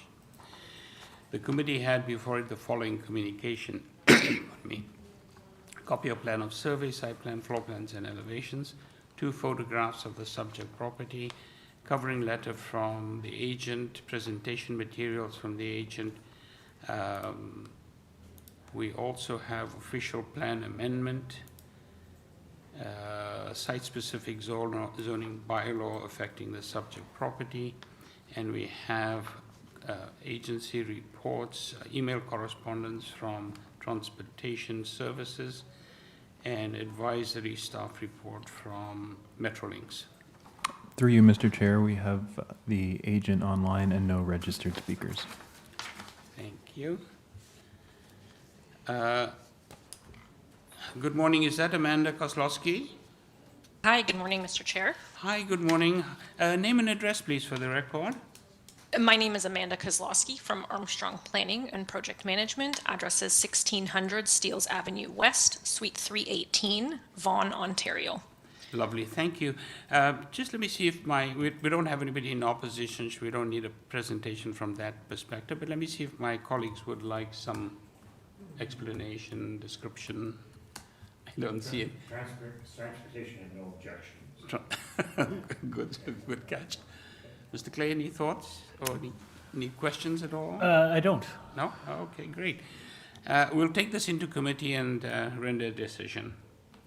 Thank you. Go ahead, Mr. Ghosh. As Mr. McKay noted, transportation had no concerns. If this wasn't a site-specific bylaw with the rules that are now in place, there would be no parking requirements. Making some of the parking spaces smaller in the context, I think, is reasonable, and I also think that the agent did a good job with their presentation materials, sort of showing what are the unexpected encumbrances that came up through construction requiring these spots to be considered deficient, and a lot of them are actually quite minor, not where one would open a car door. So from those perspectives, it's minor and approvable. I think the agent for those photos and would move to approve it. Thank you very much. I agree with you as far as the photographs are concerned. Very informative. Do we have a seconder? Mr. McKay, thank you. All those in favor? Thank you. Ms. Kozlowski, you have your approval. Thank you.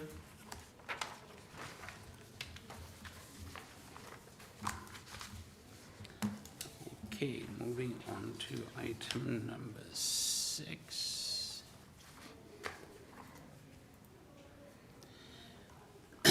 Item number 6 is 108 Cluny Drive. The purpose of the application to alter the existing 2 1/2 story detached dwelling by constructing a rear second-story addition with a basement addition at the southwest portion of the dwelling. We have one variance before us. The committee had before it the following communication: copy of plan of survey, site plan, floor plans, and elevations, 4 photographs of the subject property, agent email correspondence with Heritage staff, and tree inventory plan. Through you, Mr. Chair, Thank you. we have the agent online and no registered speakers. Rocco, you've been unmuted. Good morning, Mr. Chair and members of the committee. Good morning. Name and address, please. Yes, Rocco Schipano. I'm the agent, the applicant, as well as the designer, located at 28 to 42 Bloor Street West. Let me know if you like a little presentation. Just hold on a second. Let me just see if my colleagues have any questions for you or require a presentation. Sure. None? Okay. A good day. No questions and no need for a presentation. Thank you, Mr. Schipano. You're very welcome. We'll take it into committee and come forward with a decision for you. Chair, again, I think this is a very, very minor variance and a very straightforward application. They are simply putting an addition over an existing 1-story, squaring off the rear. No opposition, no incremental impact on the neighbors, fully in keeping with the neighborhood. I think it's a supportable application. I'll move approval with no conditions. Great, thank you so much. Do we have a seconder? Mr. McKay, thank you. All those in favor? Thank you. You have your approval, sir. Thank you. Thank you so much. Have a great day. You too. Take care. Bye-bye. Bye. And moving on to item number 7.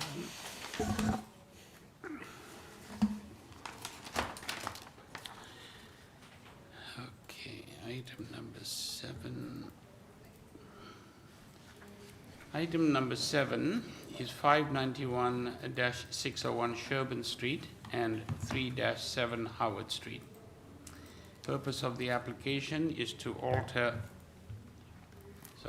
to alter the development standards as approved under site-specific zoning bylaw 1529-2019 pardon me, for a new 56-story mixed-use building which is currently under construction by increasing the gross floor area, the total number of dwelling units, and the building height for building E from 145.5 meters to 159 meters. There will be a total of 600 residential units on this lot. So the committee had before it the following communication: copy of plan of survey, site plan, floor plans, and elevations, covering letter from the agent, arborist report, engineering staff report, presentation materials from the agent, shadow study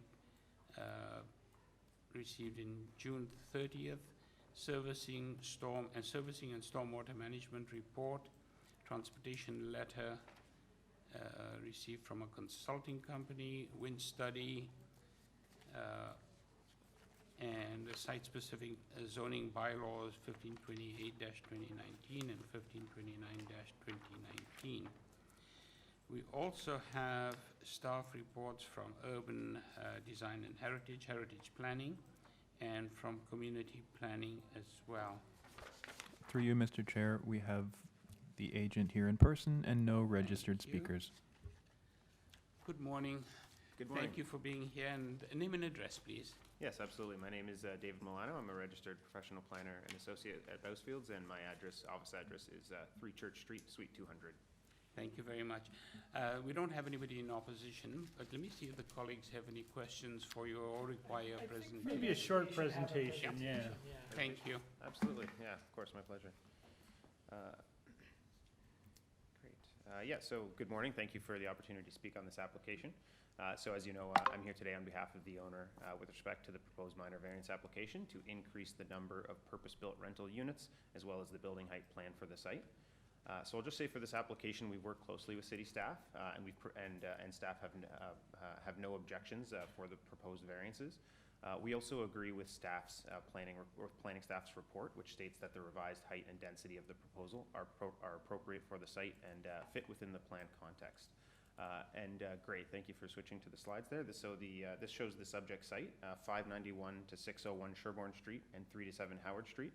It's located at the southeast corner of Sherbourne and Howard Streets. Rezoning for the site was approved by City Council in 2019 for a 51-story mixed-use building with up to 545 rental units, and the building is currently under construction. The site's also about 100 meters south of the Sherbourne subway station. So the development context has changed since City Council's approval in 2019 of the development. There's been several approved high-rise developments, including those up to 69 stories in the immediate area, including directly across the street from the subject site.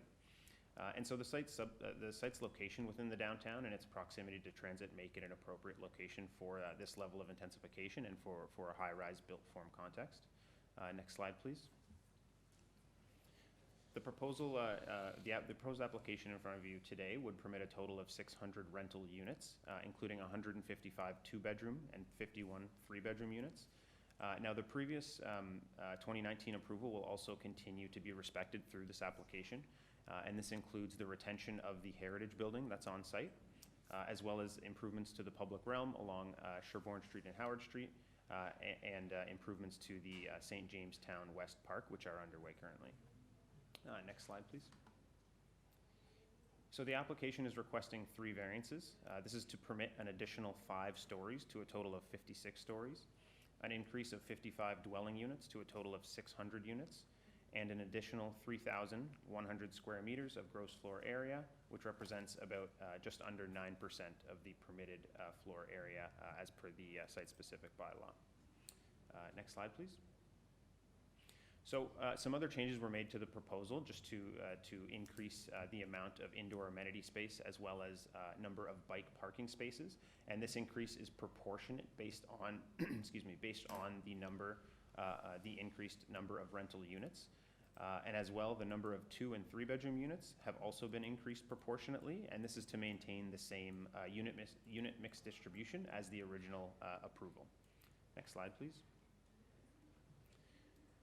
With respect to the land use planning context, the site is designated mixed-use areas in the Toronto official plan.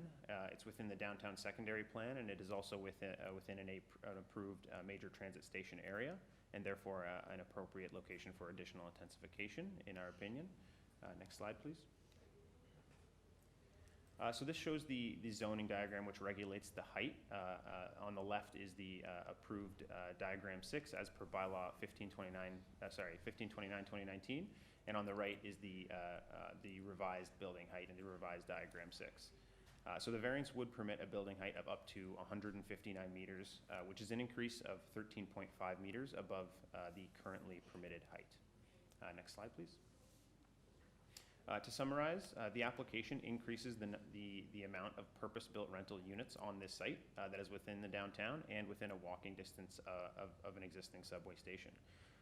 As I've noted, we've worked closely with city staff to provide the required studies, which have determined that the changes would not result in any unacceptable built form impacts such as wind, shadow, or traffic issues. And the intent of the original approval continues to be maintained because the proposal increases the number of 2- and 3-bedroom units to match the mix through the approved site-specific bylaw, as well as increases to the indoor amenity space and bike parking to proportionately based on the increase in units. So in my opinion, the proposal meets the 4 tests outlined for minor variances as outlined in the Planning Act. I would also just emphasize that the test of minor not only relates to those numerical differences, but also those numerical differences between the requested and as of right conditions, but also the impact of those variances on surrounding properties. And then lastly, I will just note here as well that our client has, we've reviewed the conditions provided here by staff. There's 3 by planning staff and 1 by heritage staff. And our client agrees with these conditions, and one of the conditions includes the contribution of $185,000 to the city for affordable housing and parkland improvements in the local area in Ward 13. So yeah, thank you for the opportunity to speak, and if there's any questions, I'd be happy to help answer. Thank you. Pardon me. Thank you very much. Mr. Ghosh has a question for you. You mentioned the 2- and 3-bedroom unit mix staying the same. What is that mix? Through the chair, what is the percentage mix of 3 bedrooms? Yeah, so through the site-specific bylaw approved in 2019, just under 9% of the total number of units are required to be 3-bedroom, and that is being maintained through the increase in units. So the current number of 3-bedroom units is 51, and the previously approved zoning bylaw was 43 3-bedroom units. And was there something prescriptive about 2-bedroom units as well? Yes, absolutely. So the site-specific zoning bylaw required a number of 2-bedroom units as well. I believe 137, and that's been increased to 155 through this proposal. Yeah. Thank you. Any other questions? Mr. McKay? So you're fine with heritage planning, getting the drawings to look at and approve, right? Yeah, through the chair, absolutely. That was a requirement through part of the original approval as well, and heritage staff will continue to be consulted on the building permit drawings to ensure that the conservation plan with respect to the heritage design is maintained as per the conservation plan required. Thank you. Yeah. Mr. Clay, any thoughts? No, I have no questions. Okay. Thank you very kindly, Ms. Pilano. We'll just take it into committee and look forward to a decision for you. Thank you. Okay, Mr. Ghosh, please. So I'll just make some points on what I think distinguishes this from the case that we saw earlier this morning, because I'm sure it's fresh on our minds. We've got a 10% variance, 5 stories on a 51-story. It's about exactly 10% on units in GFA as well. So I think it is more in line with maybe what we can comfortably call as minor, and it has planning staff support, whereas the previous planning staff was silent. Here we have support. So those are. So I do believe this is minor, but I thought I would make those. Points. Thank you, Mr. Ghosh. Yeah, Mr. Clay? I'd agree. I mean, notwithstanding the qualification around minor versus not, but if you look at the juxtaposition of this development and the surrounding neighborhood, this is clearly an area that has undergone a fairly significant transformation, lots of intensification, many buildings which exceed the height of this one, and its proximity to downtown, its proximity to amenities and transit and all the other things that make it a viable application are there. I think in context, this is quite a reasonable application to increase the density. So I would agree, but I agree with Phil in terms of the quantums. Thank you. Mr. McKay, any thoughts or? No. Okay. Yeah, for my part, I think I concur with Mr. Ghosh. The percentage changes relative to compared to the previous application, 10%, not bad. Certainly not excessive. So this is an application I could approve. Forward to a motion. Do you want to go ahead, Phil? I'll put forward a motion. I think the other aspect that I haven't spoken to is the impact on the neighborhood and being so close to transit, and with the shadow studies, the wind studies, everything has been well studied here and seems to support there being limited impact, especially if you look at the shadow studies. So for those reasons, I do believe it's minor. I believe it's desirable. I do appreciate the larger unit mix, and I do appreciate the contribution to a fund for affordable housing. So for those reasons, I would move to approve it subject to planning and heritage conditions. And engineering. And engineering. Thank you. Do we have a second? I'll second Mr. Clay, thank you. All those in favor? Yes. Thank you. You have your approval, Mr. Milano. Thank you. Thank you.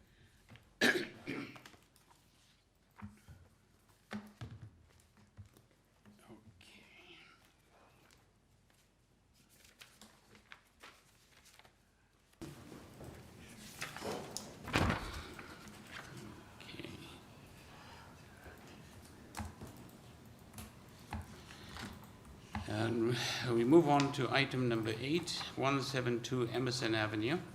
Purpose of the application is to alter the existing 2 1/2 story detached dwelling by constructing a 3rd story addition, removing the existing attic and dormers. The existing gutter at the 3rd story level will be maintained and unaltered, also to reconstruct the existing rear 1-story addition. The committee had before it the following communication: copy of plan of survey, site plan, floor plans, and elevations. 2 photographs of trees on the subject property, decision number A1190-/17 TEY, affecting the subject property, and a tree site plan. And we also have 1 form letter in support from 174 Emerson Avenue. Through you, Mr. Chair, we have the agents online and no registered speakers. Osran, you've been unmuted. Thank you. Hello, good morning, Mr. Stambok. Hi, thank you. This is Osran Stambok at 15. Sorry, we can't hear you. See. Still can't hear you. One sec. We cannot hear you at all. You're so faint. You can't hear me? What about now? Oh, perfect, thank you. Okay, So great. name and address, please. I'm Osran Stambok at 15 Moreland Road. Thank you. Let me just see if any of my colleagues have any questions for you. I don't think this is a very minor application. I don't believe we need a presentation, but we may have some questions. None? Okay. Mr. McKay has a question for you. Maybe just a quick one. There was a support letter, and indeed they sort of acknowledged the roof eaves. That's your second variance about roof eaves. So they seem to acknowledge that they're close and acceptable. Is that correct? That's correct. Through to Mr. Chair, that's correct. All right. Thank you. It's all ahead. Thank you. So we'll take it into committee for a response from my colleagues. Mr. McKay, any thoughts? Would you like to move? I think this is supportable, sir, so I'm going to move that we approve this minor variance relating to Emerson Ave, and there are no conditions. Thank you very kindly. Do we have a seconder? Mr. Ghosh, thank you very much. All those in favor? Thank you. Mr. Stambok, you have your approval. Thank you. And moving on to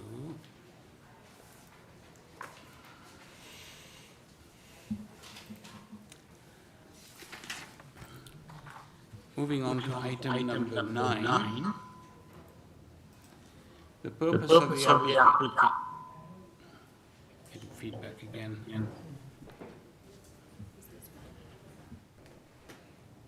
Thank you. Okay. Oh, I'm still coming down. Yeah. Oh, see, it shut. I didn't touch it, but it did. And this is muted as well. So we're good. Yeah. Okay. All right. The purpose of the application is to alter the existing one-story detached dwelling by constructing a rear one-story addition with a basement extension below, complete second and third story additions, a rear ground floor covered deck, front and rear second story balconies, and a parking pad in the rear yard. Also to reconstruct the stairs for the existing front porch. There will be a total of 2 residential dwelling units on this lot. The existing detached garage will be demolished. And we have one variance in front of us. The committee had before it the following communication plan of a copy of plan of survey, site plan, floor plans, and elevations, 9 photographs of trees on the subject property, decision number A 1541-21 TY affecting the property, presentation materials from the agent. We also have advisory staff report from Metrolinx, and we have an 18 signature petition in support from a variety of properties on Eldon Avenue and THYRA Avenue, received August 27th. Through you, Mr. Chair, we have the agent online, and there's one registered speaker, and I think I'd suggest that we ask the agent if they are a colleague of the agent, or if they're the owner, or if they're a speaker in support. Are you referring to Muhammad Ali Hussain? Yes. Okay, thank you. Perhaps we could go straight to that person just to inquire. We do have another person listed as well, Nusrat Jahan. That's the agent. Oh, okay, listed twice. Okay. Mohammed, could you please clarify if you're a speaker in support or if you're a colleague of the agent? Yeah, I'm a colleague of applicant. Nusrat will present that. Okay, thank you very much. Thank you. Okay, we'll go back to the agent then. Good afternoon. Good afternoon, Ms. Jahan. We don't have anybody in opposition to this application, but let me just see if my colleagues have any questions for you or a need for a presentation. Yes. Either a presentation or actually really just something really brief to explain why they're back after the previous committee approval. Did you hear that, Ms. Jahan? Yes, I did. So, thank you. Go ahead. Yes, thank you, Mr. Chair and the committee. So for this property, we had a previous hearing in 2022, and that time we were approved for the building height, the maximum building height, the number of story. The maximum building height we are approved for 8.99 meter, and number of story over 3 stories we are approved. And also other variances, floor space index, maximum permitted area for platform of 3rd story balcony were approved. And we also have the building permit approved in 2023 This year, we applied for a revision permit in June, and this time we declared the property as duplex and third story. Previously, the front and rear main walls of the third story were not extended to their fullest length at the front and back.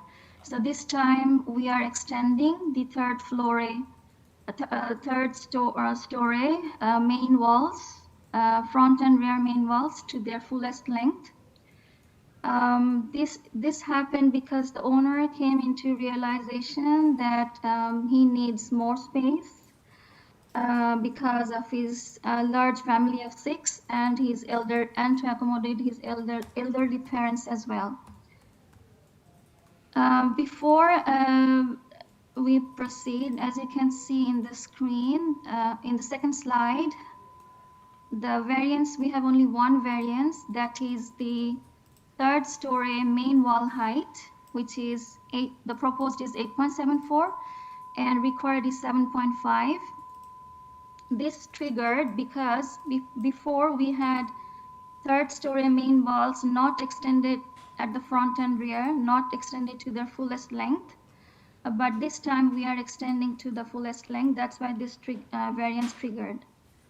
If you can go to, if I request the staff to go to the next slide, please. Yes, at the left, as you can see, this was the previous approved Committee of Adjustment decision proposal and the building permit approved. As you can see, the third story main wall heights are not fully extended, similar to second story and ground floor. But at the right, this is our current proposal. The third story main wall heights are fully extending, which triggered the variance of the main wall height. So this is the north elevation, and similar, if you go to the next slide, please. The south elevation also, we are extending to their fullest length. So this is our proposal, and we are requesting to approve this variance, please. Thank you. Okay, so. Please go ahead. Go ahead, Mr. Ghosh. So, in the previous decision, you had an FSI variance, but this time you don't. But the purpose of the main wall height is to be able to extend the second and third floor further. So there clearly is an increase in square footage. And if I sort of see what you've done properly, what I think you've done is by adding a unit in the basement, you're taking advantage of multiplex permissions rather than single-family home permissions. Is that correct? Like this is going to be a larger building, and that's how you're accomplishing it? Yes, we have declared them as multiplex. So this is to create an opportunity for the owner in future just to create an opportunity in future to rent this property. But at this point, owner has full intention to accommodate his large family because it's his lifetime investment on this property. So he wants to get it done in one building permit. That was his intention. Okay, sure. But so if you hadn't put the unit in the basement, though, we'd be seeing a lot more variances again because this is significantly different or larger than the previous proposal. So up to third story, we have the previous building permit. And because now we are extending the third story main wall to their fullest length, yes, a little bit of area has been increased at the third story. But yes, the advantage of declaring it duplex is that we are not seeing any variance on FSI. Okay, thanks. Yeah, I don't mean anything necessarily negative by these questions. I'm just trying to understand the application because it does seem to make a variety of changes, but then there's only the one variance. Yes. Thank you. Let me just see if there are any other questions. If not, I just have one for you. At the rear on the north side, there's a balcony I think it's a second floor balcony. On the second floor, the rear balcony? Let me see. Or am I looking at, I'm just trying to see. Yeah, Yes, there is. second floor has yes, a rear balcony. Yeah, so I'm just wondering if that one requires a privacy screen on the north side. Yes, we will be able to accommodate that. We can arrange a privacy screen, yes. Okay, that would be a condition as well that we would attach if we approve. Chair, just a quick question. Mr. So, Clay's question. ma'am, I'm just looking at your your south elevation or north elevation, doesn't matter. But on the front, you've got a balcony off the third floor, but it says it's inaccessible, and you've got a little Juliet guardrail there. So it's not a big issue, but I'm just wondering, why do you have a balcony there if it's not accessible? So second floor? And the front. Like if you Yeah. look in your presentation materials,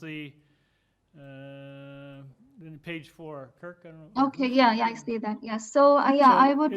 I just wonder why you have a balcony when you also have a Juliet guardrail, and your plans indicate that it's non-accessible. So it's more just curiosity. Why would you have a balcony out there if you're not going to be able to use it? Yes, so I understand where you're coming from. So this is, we don't have a variance on this, but though, to answer your question, I would refer to another speaker who is the engineer of this proposal. Can we please hear from him?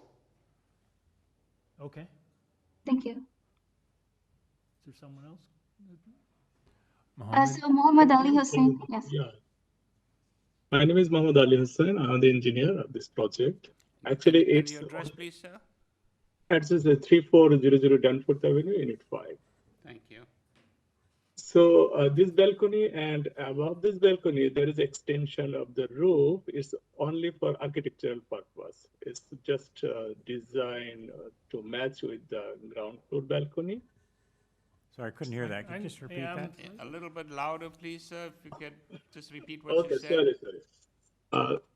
This balcony and above the balcony, there is a cover roof. It's both true for only for architectural purpose. It's just for the matching with the design. Architectural feature. Yeah, architectural feature, right. Okay. Yeah, It's there's no variance for completely it, unaccessible. but it just seems unusual. Yes. Okay. Okay, thank you. Thank you very much. Thank you. We'll take it into committee now and render decision. All right. Sorry, through you, Mr. Chair, can you just turn on your video? Oh, sorry. Thank you.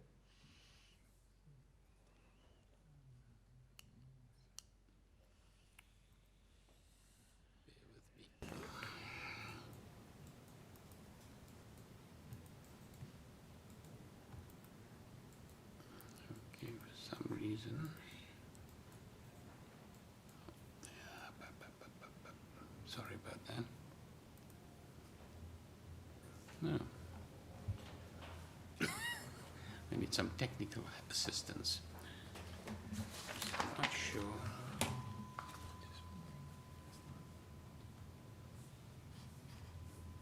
There's where you got it. Ah, thank you. Thank you. Okay, so we'll take it into committee and look for a decision. Who wants to take this on? Mr. Ghosh, thank you. They are taking advantage of multiplexes to essentially make a larger single-family home. But there is no reason not to do that. And it is a multiplex in the sense that they have designed it to have a proper basement suite. So in the future, another owner might use it that way. It is an appropriate location for that, being close to Victoria Park subway station, just a couple houses in from Danforth. And we see a lot of bungalows in this area being turned into multiplexes. So I don't see the one variance that we have being a bit the front wall height, as being that significant, I view it as minor, given that the rest is as of right. So for that reason, I would move to approve it. Phil, do you want to, you open, maybe tie it to the basement plan so that the actual unit gets constructed? I think it has to, or else they'll be out of zoning. We can still Yeah, do, sure, just, sure, it just yeah. No, that does make sense. So locks we'll- it down a little bit. Yeah, tie it to the site plan. I think it's, or sorry, the. We can do floor plans, or maybe the basement floor The plan? basement and first floor plan, because I Okay. think it's the first floor that actually shows that there's a door between the units. Okay. And I would also put in the condition that Mr. Chair had mentioned that the second floor rear platform have privacy screening on the north and south sides. Thank you. Do we have a seconder? Yep, I'll second Mr. it. Clay, thank you. All those in favor? Thank you. Ms. Jahan, you have your approval. Thank you.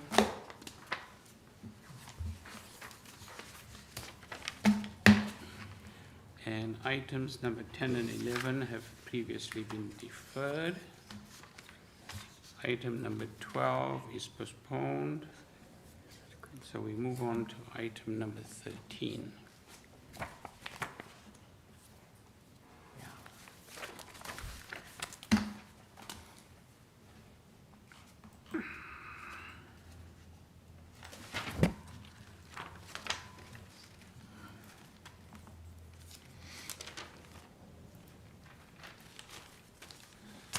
Okay, item number 13 is 39 KIRKNEWTON Road, and the purpose of the application is to alter the existing one-story detached ancillary building, a one-car garage, by constructing a complete second-story addition.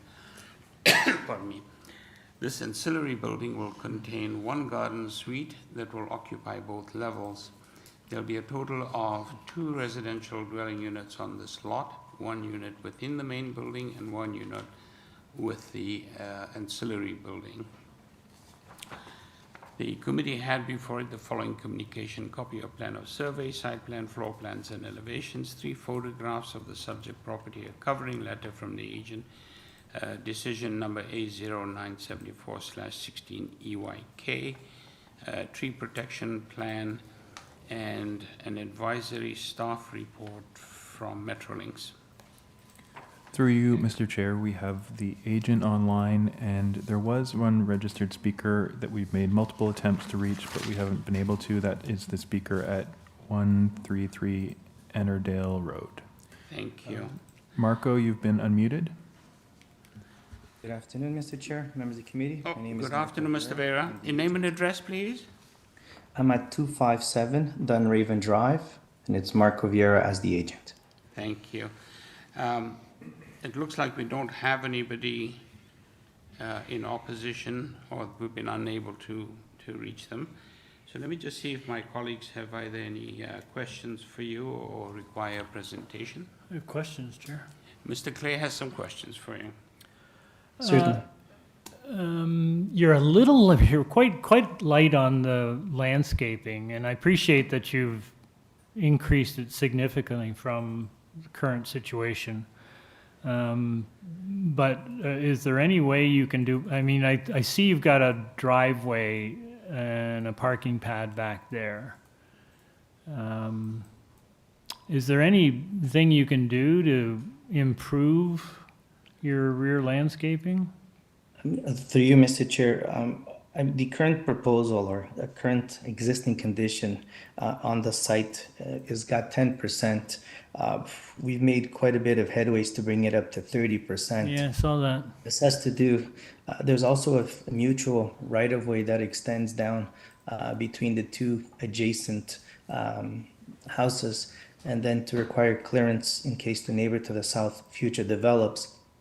I believe we've basically maximized as much as we could without having to remove existing wood deck that's there.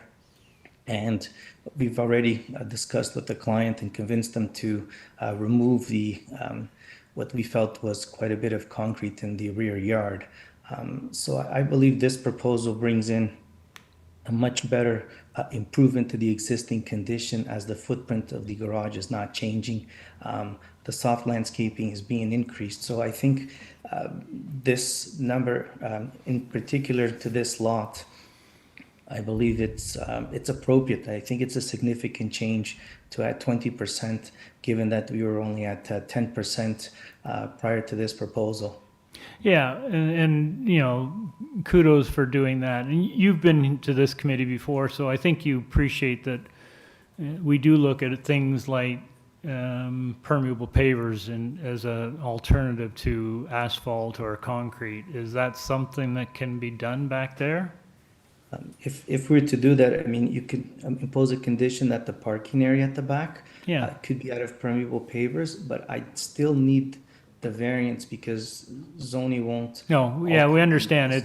It's not ideal and it doesn't change your variance, but it does help a little bit with the water permeability back there.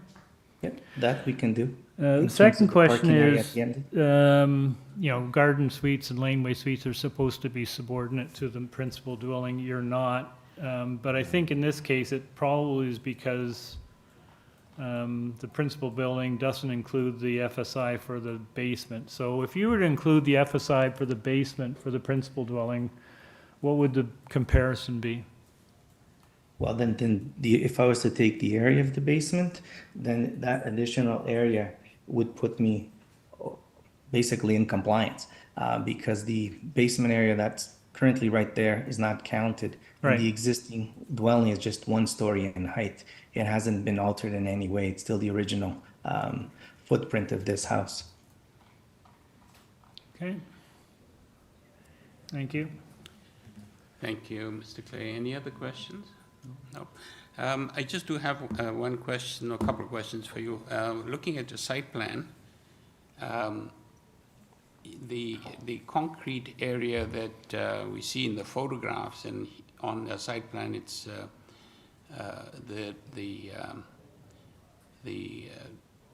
it appears a bit differently, of course. Now, it does say that existing paved concrete area is to be removed and, I suppose, soft landscape. Once that is done, is that what gives you the 30%? Correct. Yep. Okay. So if we tied the application to the site plan, because that indicates what needs to be removed, because your photographs currently don't indicate that, and add the other proviso that the parking pad will be produced out of permeable materials, would that work for you? Through you, Mr. Chair, yes, that is perfect. A condition to have that, that's the intent, and I would be open to add the permeable pavers to the parking pad area. Thank you very much. Okay. Let's take it into committee and come forth with a decision. Anybody want to take this? Sure, I'm happy to. I do think the variances in this context are minor. The suborning of the garden house to the main home, Mr. Clay sort of explored in FSI. When you add the basement, that might still be in effect, but I also kind of look at this as what's the eventual context, and so many bungalows on streets like this do end up with second stories, if not even third stories, and so if you look at sort of the final built-out context that I'd expect would happen to this lot in time, the garden suite will be subordinate to, you know, as soon as you put a second story on that bungalow. So for those reasons, I believe it's minor. The rear yard landscaping is an improvement, and with the agreement that we've reached about permeable pavers, that assists in getting us closer as well. So I would move to approve it, subject to the condition that it be tied to the substantially in accordance with the site plan, in that the rear parking pad be constructed with permeable pavers. Thank you, Mr. Ghosh. Seconder, Mr. McKay, thank you. All those in favor? Thank you. You have your approval, sir.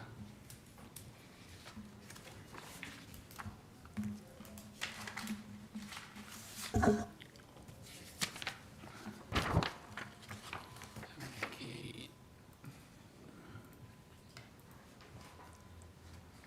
Number 14 is 23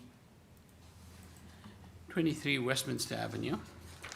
The purpose of the application is to alter the existing 2 1/2 story detached dwelling by constructing a partial front second story addition, a rear 1 story addition, a partial rear second story addition, a rear second story rooftop balcony above the rear 1 story addition, a rear 3rd story rooftop egress balcony above the rear 2nd story addition, a front porch extension, a rear ground floor deck, and a rear basement walkout. The committee had before it copy of plan of survey, site plan, floor plans, and elevations, covering letter from the agent, an arborist report received from,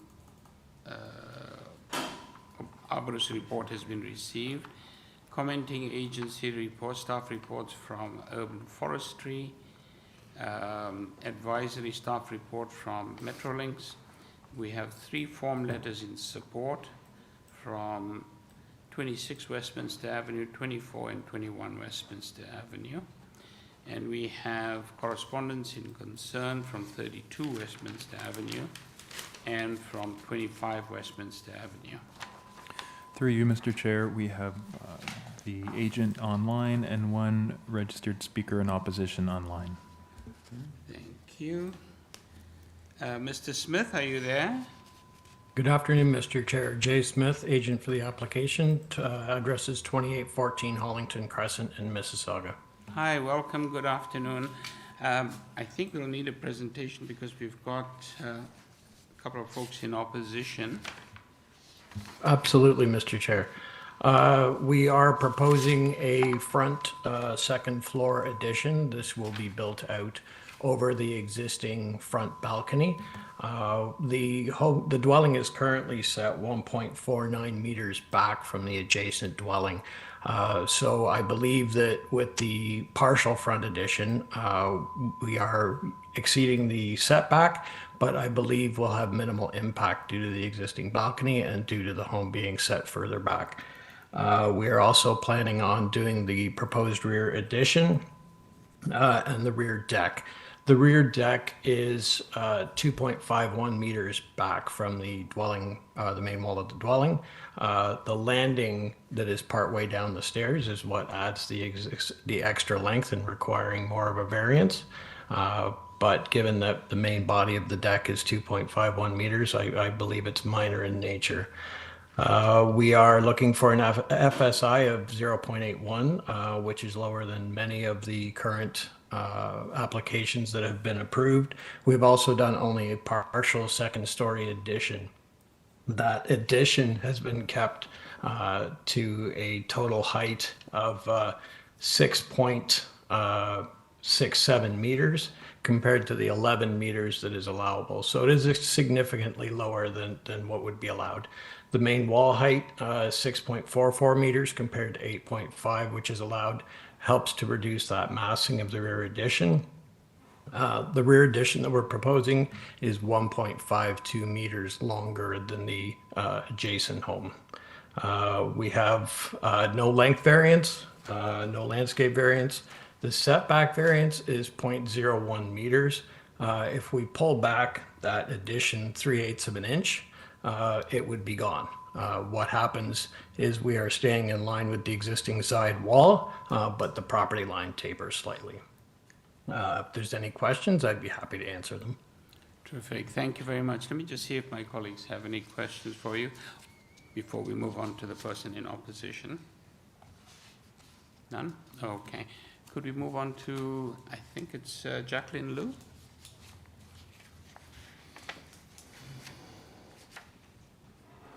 Jacqueline, you've been unmuted. Oh, thank you. Hello there. Hi, Can everyone good hear me? afternoon. Could we get your name and address, please, Ms. Liu? Absolutely. My name is Jacqueline Liu, and my address is 25 Westminster Avenue, located next door to the applicant. Terrific. You have 5 minutes to make your case. Thank you. Thank you so much, and thank you for your time and for your service, committee members. My primary concerns and opposition relate to the proposed configuration of the rear addition. As designed, it's going to almost completely eliminate the sunlight that comes into the living and dining area of the first floor of my home. It's my understanding from, I'm not a planner, but it's my understanding from actually reading the official plan that the neighborhood land use designation specifies that development shall provide adequate privacy, sunlight, and sky views for occupants of existing buildings by ensuring adequate distance and separation. And so my concern is that the requested variance is to increase the floor space index and to reduce that minimum required side yard setback on the west side for the rear addition actually, in my view, contradicts the intention of the land use policy because of the impact to the sunlight and sky view, and further, reduces the general sort of spacing between the houses and feeling of openness that are actually just really integral to this neighborhood and this character. The letter that I submitted, which to the committee, includes, I think it was shown briefly, if you scroll down, shows how the proposed plans will adversely impact our living at 25 Westminster. Please keep going down. It's on the bottom of the second page, I think. So the photo, what I show is a picture shot from the interior of the window in question, and my very bad red lines illustrate how that rear addition is going to almost completely eliminate that primary source of sunlight for the one sort of southern facing window for that area of our home. And if the sort of presenter could do me the service of scrolling down further, I did a little attempt to mark up the plan to sort of show the window that was affected here. That is that main source of sunlight and shown in the pictures above. And so, we've gone through our own interior renovation, and I definitely appreciate what my neighbors want to do to improve their home. But I believe that the impact on the sunlight and the sky view can be mitigated by moving that rear second story addition eastward. The flat roof that's been proposed and the height being kept to, I think it was 6.67 meters, while I appreciate it, it's unfortunately really just not sufficient to minimize the impact on my family and our ability to just enjoy our living and dining room. I also believe that additional sunlight and openness can be preserved by continuing to maintain that required side yard setback of 0.9 meters without meaningfully reducing the size of the planned family room for the first floor addition. They're already planning to sort of take down some walls. That part of the wall is going to stay. So like I said, I've gone through my own renovation. I do think there are design adjustments that could be made to minimize the impacts here. And so what I'm hoping is that the committee sort of, give my consideration and sort of sees my request as sort of aligned with the official plan and will agree to help minimize the impact of this addition on my home by firstly placing conditions on any variances to increase the FSI. I'd like to see a requirement that the design of the rear addition further minimizes the sunlight and the sky view impacts by moving the second story addition away from the western side of the building as illustrated in my letter.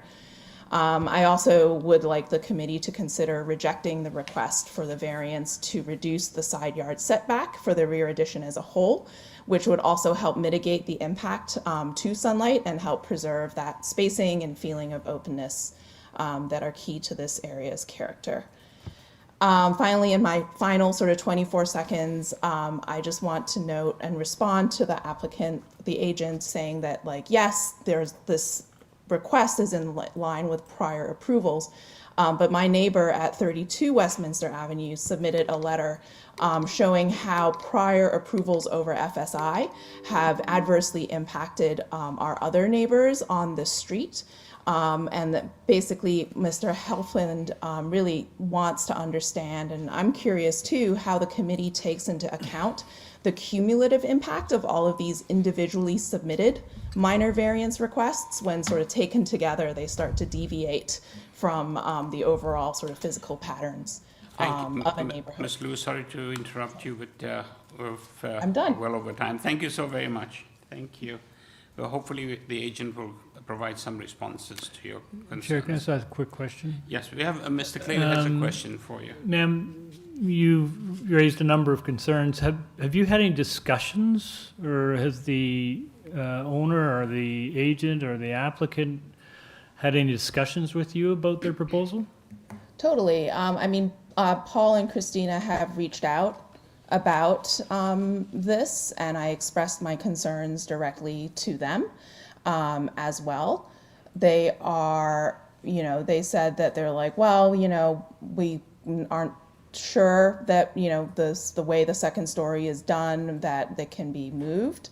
But they did say that they were willing to, you know, if this moves forward, that they would be willing to sort of talk to their designers about it. And I did let them know that I was submitting this letter as well. So yeah, so I've expressed all of these concerns in writing to the owners. Thank you.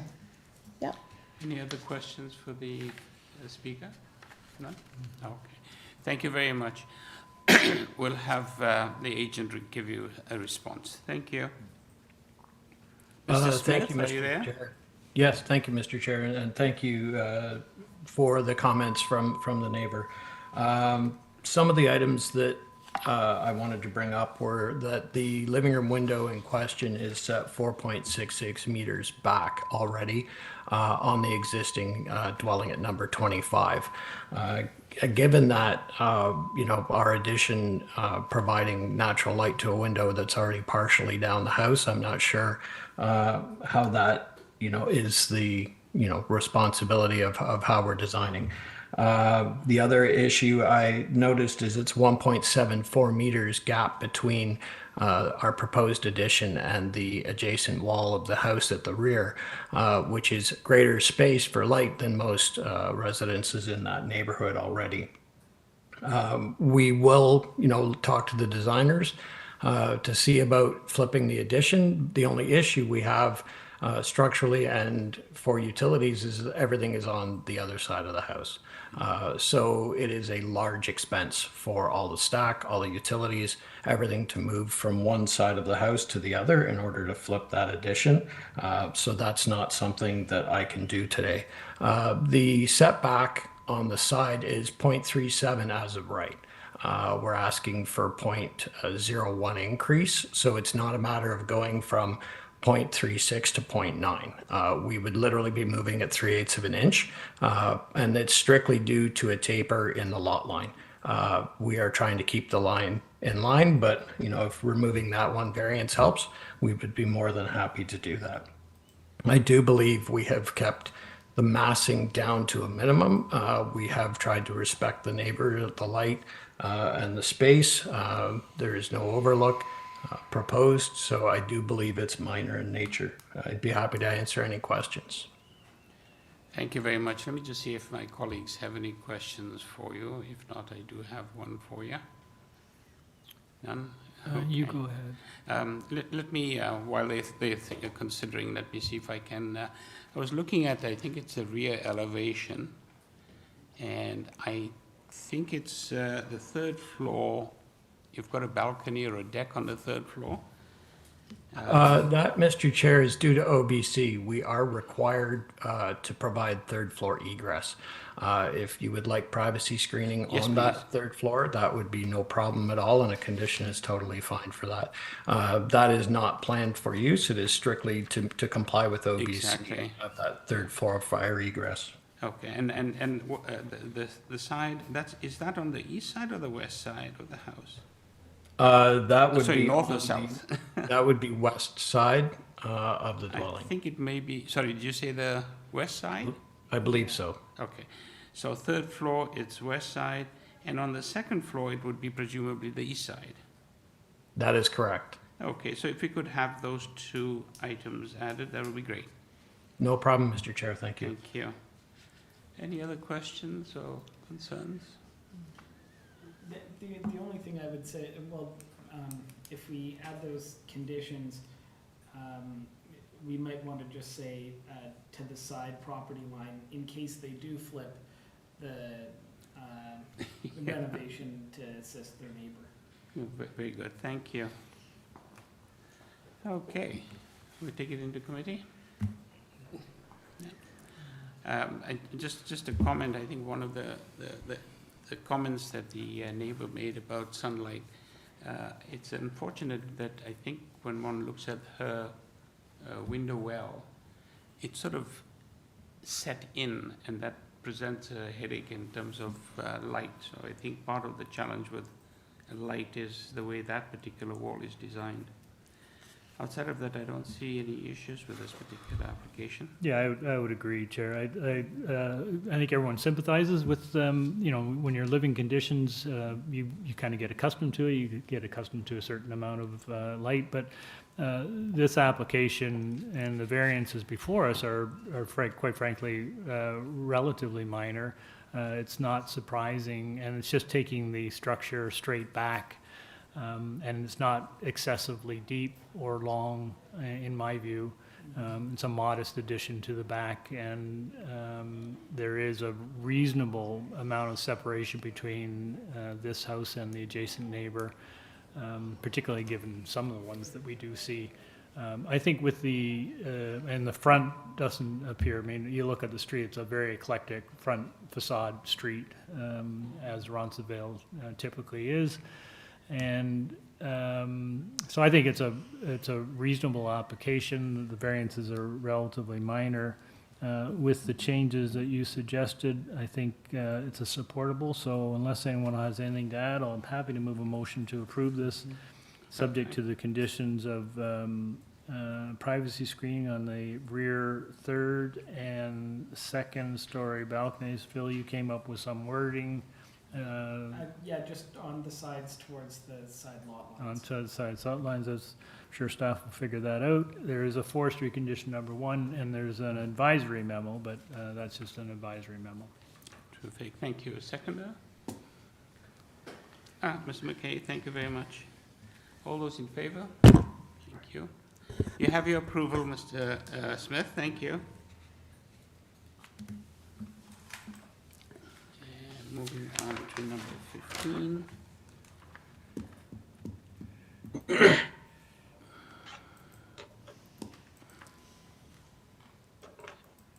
Number 15 is 113 Silverthorn Avenue, and the purpose of this application is to alter the existing one-story ancillary building, a detached one-car garage, by constructing a rooftop deck above the existing garage and rooftop access stairs at the west side of the building. We have before us 2 variances. The committee had before it the following communication: copy of plan of survey, site plan, floor plans, and elevations, 2 photographs of the subject property, a cover letter from the agent, and an advisory staff report from Metrolinx. Through you, Mr. Chair, we have the agent online and no registered speakers. Thank you. Mortiza, you've been unmuted. Good afternoon, Mr. Devari, how are you? Hello, Mr. Devari. Could we get your name and address, please? Good afternoon, Mr. Chair and committee members. My name is Mortiza Davari. I'm the designer and the agent for the owner of 130 Silverthorn Avenue. Address is 3080 Yonge Street, Suite 6060, Toronto.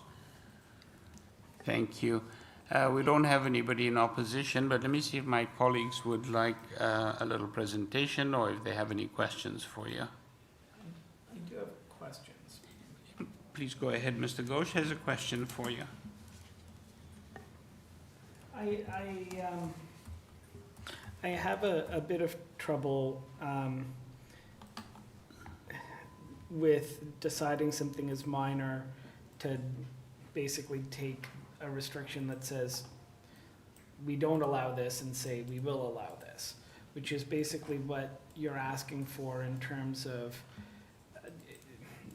you know, an ancillary building shouldn't, will not have a deck located on top of it, and you're saying it should, and that is somehow minor. Even though, you know, in the grand scheme of things, it is just a deck on top of an ancillary building. The zoning says what it says, and you're saying, let's flip it. Maybe, rather than a presentation, can you address why you believe this case would be different from other cases where people are looking for this, that in a way that would make it minor?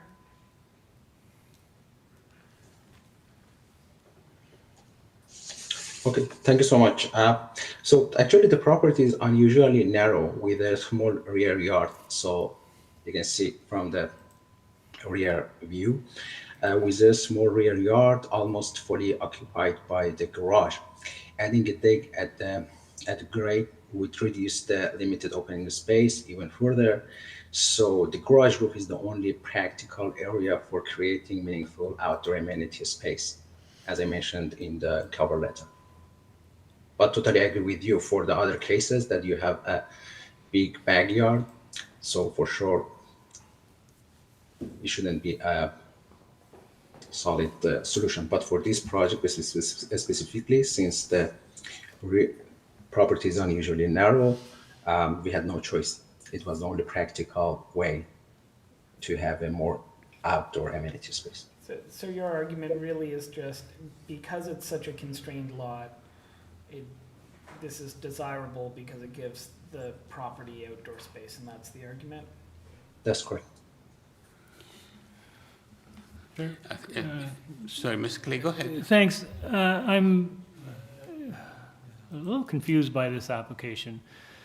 If I look at the an older view, there used to be a smaller with a normally peaked roof on the garage. It looks like this has been rebuilt recently, and it looks like it's 4 meters, which should be the height that is allowed for garages. Has this been recently rebuilt? That's correct, Mr. Chair. We got the permit for that, for the maximum 4-meter height flat roof garage. So if I'm looking at the photo you supplied that shows the garage in the rear, there's a door and a window, and then there's a fairly large area above that brings it up to 4 meters. So what is there now? Is that just the interior, like the roof, interior roof goes up to the height of that structure? Yes, actually the owner planned to use up the space as a storage above the parking space. However, at the last moment they changed their mind. However, we decided to keep the maximum height 4 meter as allowed by the zoning. So then if what you're proposing then is to put where that storage space is now above presumably where you park the car, you're going to put a floor there, and then that area above will become a wall around a proposed deck? Yes, that's correct, Mr. Chair. If you please have a look at the elevations, so it clearly shows that we have at 42 inches more or less part of it above the garage. So that's why instead of using that space as extra space inside the garage, we decided to convert it to the roof deck. Are there any other rooftop decks on garages in this area? I mean, as Phil points out, this is, I mean, it's a fairly specific restriction that disallows these types of structures, and there's good reason for that. Particularly given there are relatively small backyards, you have neighbors, and you know, that's something I think that the bylaw specifically wants to prevent. I totally get you, Mr. Chair. So again, so since the property is unusually narrow with a frontage of about just 4.8 meter and the rear yard is very limited, since the detached garage already occupied much of the rear yard, the most practical way to create usable outdoor space for the homeowner was to use the garage roof as a modest deck. So otherwise, we wouldn't propose having the rooftop on the garage.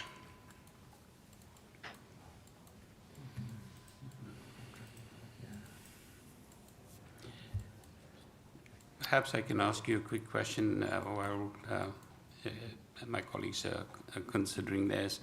So at the moment, your garage height is what, about 2.63 meters? Would that be it, or a little bit more than 4 that? meters, that's correct. 4 meters. Yes. 4 meters, so it complies. But the 4 meters includes what you made reference to as a storage space internally. That's correct. So the idea would be to lower the ceiling of the garage and then have that space above it as the deck. That's correct. We didn't want to change the garage shape or have any adverse impact on the neighboring characteristics. Okay, thank you. Any other questions for colleague? Otherwise, we'll take it into committee. Yep, thank you. Let's take it into committee. Maybe I'll just start off. I find this a little problematic. I think, granted, it's a very small lot, but there are many lots like that. And if everybody started putting on, there's a reason for the exclusion of the rooftop decks like these. I think what makes this lot look even smaller is the fact that you've got such a tall structure right behind. Had the garage been actually somewhat lower and flat roofed, I think it might have not had that sense of lack of space. So I'm very troubled by this particular application. Yeah, I'm a little conflicted, in the sense that I can understand why they would want that, and from a certain perspective, is it really so much to give someone a rooftop deck when you give them garden suites and laneway suites? But on the other hand, the garden suites and laneway suites aren't permitted to have windows or tend not to the east and west, and it's just not a condition that is seen much, and there's a very specific restriction on this condition. Yeah, and I do understand there isn't much other way to make a meaningful outdoor space. The alternative, I suppose, for the homeowner would have been to have no garage, or perhaps to put a balcony above their front porch. You know, we have seen other ways to create outdoor space. Any other thoughts, Yeah, Mr. Klein? I think we're all kind of conflicted on this one. I mean, it's an already existing structure, so part of me says, what's the big deal? Yeah. But we have pretty consistently kind of dealt with these in the past. Colleagues may or may not have some experience in this area, but I think our general view has been that, you know, the bylaw is quite specific about restrictions on these kinds of things for, I think, reasonably good reason, is that, you know, putting a rooftop deck, you know, implies that it will be used for recreational purposes. You know, there's overlook issues, there's noise issues. Right. There's, I think, a good reason for preventing these kinds of structures in existing neighborhoods. So I appreciate that, you know, it's a small backyard, but it's not the smallest I've ever seen. And frankly, you know, putting a rooftop deck also implies that you have to put in access stairs, which eats up a little bit of their backyard space. So my view is I don't see any overwhelming or compelling reason in this instance to override what the bylaw says. So I'm not going to be supporting it. Yeah, I do tend to that direction as well, and part of what makes me a little conflicted is I do feel for the homeowners. They have given us a reason why they want this that is compelling from their perspective, and what makes me a little conflicted is there's no opposition from the neighbors. But we have seen these before, and there usually is significant opposition from the neighbors. And who knows who's going to move in next door, nearby, you know, across the laneway. This is a property where putting that deck up there could create all of the negative impacts that I think the bylaw is meant to protect against. Okay, I'm happy to move this one along. I'll move for refusal of this application. Thank you. Do we have a seconder? Okay, thank you. All those in favor of refusal? Thank you, unanimous. Thank you. Okay, moving on to item number 16. 16 has been postponed. Item number 17 and is 844 Manning Avenue.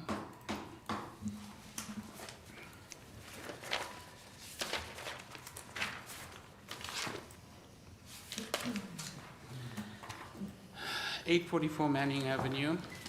Purpose of the application to construct a new one-story detached ancillary building, a one-car garage in the rear yard abutting the laneway. There are two variances before us, and the committee had before it the following communication: copy of plan of survey, site plan, floor plans, and elevations, revised site plan, floor plans, and elevations, 2 photographs of the subject property, covering letter from the agent, some email correspondence from the agent, and a related plan also received from the agent, SKA1.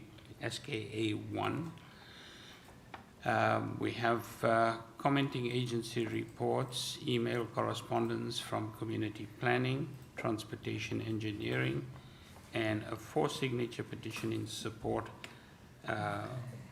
signed by various owners on Manning Avenue. Through you, Mr. Chair, we have the agent online and no registered speakers. Thank you. Mr. Chang, are you there? Yes, I am. Can you hear me? Hi, good afternoon. Good afternoon. Name and address, please. Yes, it's Robert Chang, the agent for 844 Manning Avenue. And my address is 477 Richmond Street West, Suite 301. Thank you very kindly. Let me just see if there are any questions for you or anybody would like a brief presentation.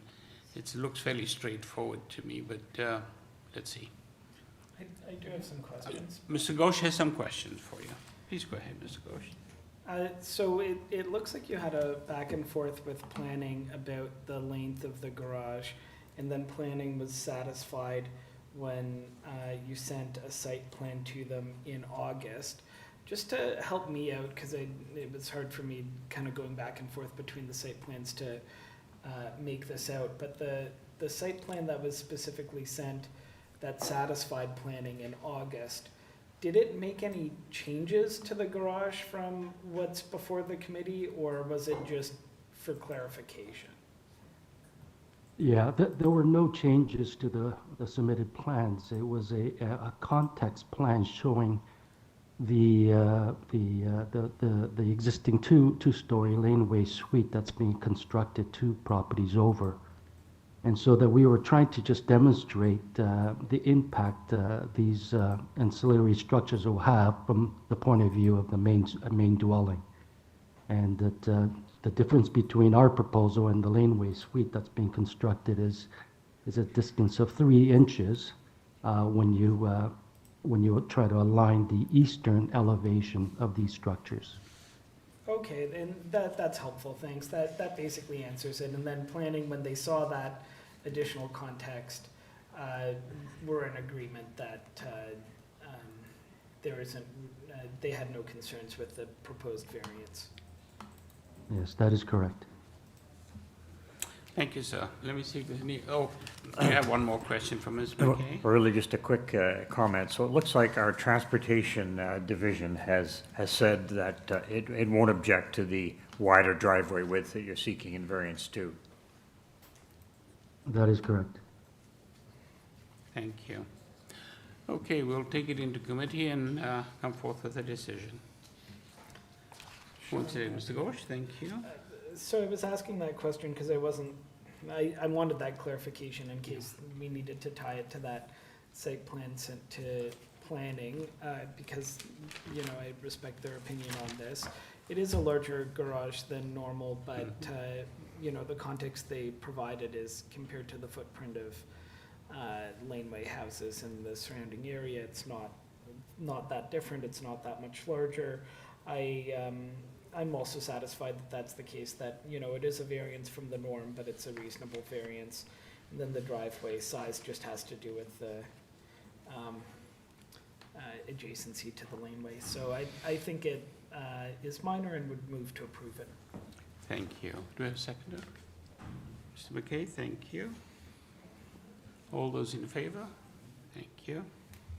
You have your approval, sir. Thank you.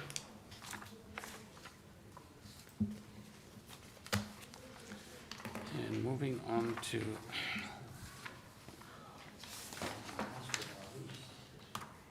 is this the last item for the morning? Okay. That's a tall building. Okay. This is number 7. In this case, super tall. Sorry. The tallest in Canada, so I'll ask them. It's next Item to the number tallest in Canada. Item number 19 is 7 Yonge Street.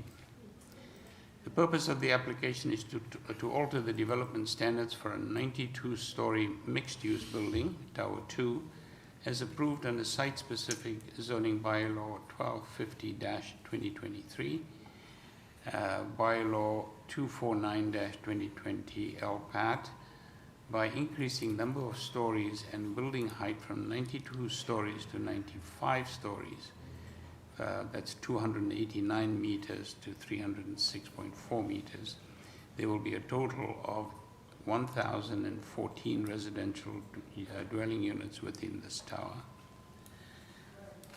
The committee had before it the following communication: copy of plan of survey, site plan, floor plans and elevations, 4 photographs of the subject property, covering letter from the agent, a variety of decision numbers related to the subject property, height increase diagram from the agent, revised map 2B from the agent, servicing letter received from Anderson Associates, transportation study received July 15th, shadow study received July 25th, a site-specific zoning bylaw affecting the subject property, and similarly another site-specific zoning bylaw affecting the subject property.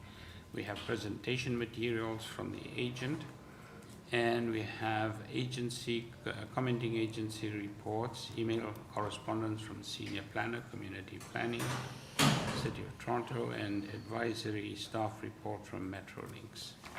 Through you, Mr. Chair, we have the agent here in person and no registered speakers. Hi, good afternoon. Welcome.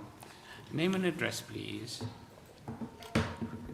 Through you, Mr. Chair, good afternoon, Chair and members. My name is Simran Badi. My address is 3 Church Street. I work for Bellsfields Inc. as a senior urban planner. Thank you, Mr. Badi, for being here. I suspect we'll need a little presentation. Thank you. Yeah, for sure. Perfect. Well, thank you. As I mentioned, I'm the agent for the owner, Pinnacle International. I'm grateful for the opportunity to address you all today. Thank you for going to the next slide. So just to start off with a bit of the context, the site is 1 to 7 Yonge Street. It's located at the corner of Yonge and Queens Quay in the downtown. It's located quite close to Union Station, to the future Waterfront East LRT station at Freeland Street. It's also located quite close to a number of urban amenities and jobs in the financial district, the East Bayfront and the South Core. And the built form context that surrounds this site includes some of the tallest buildings in all of Canada. So this site went through the planning approvals process. That's what led to the site-specific bylaw that we're here to amend, and it permits the site's redevelopment with a mix of residential, retail, hotel, office uses, as well as a 50,000 square foot community recreation center. The buildings that are permitted on this site range from 24 stories all the way up to 106 stories. There's 2,875 dwelling units permitted on the site. 10% of the residential GFA on the site is required to be affordable rental housing, and you can see a rendering of the community there on the slide. And so when we're looking at the general intent of this bylaw, what I really look at is its intent to create a large-scale master planned, mixed-use, mixed-income tall building community. Next slide, please. So the application before you today seeks just one variance as it relates to one of the 5 towers approved by this bylaw. It's highlighted in red on the slide. It's Phase 3, Tower 2. Next slide, please. We're looking to increase the height from 92 stories to 95 stories, 289 meters to 306.4 meters, which represents an increase of 3 stories and 17.4 meters. Next slide, please. So I'll just explain, I'll take a second here to explain the elements of the requested height increase.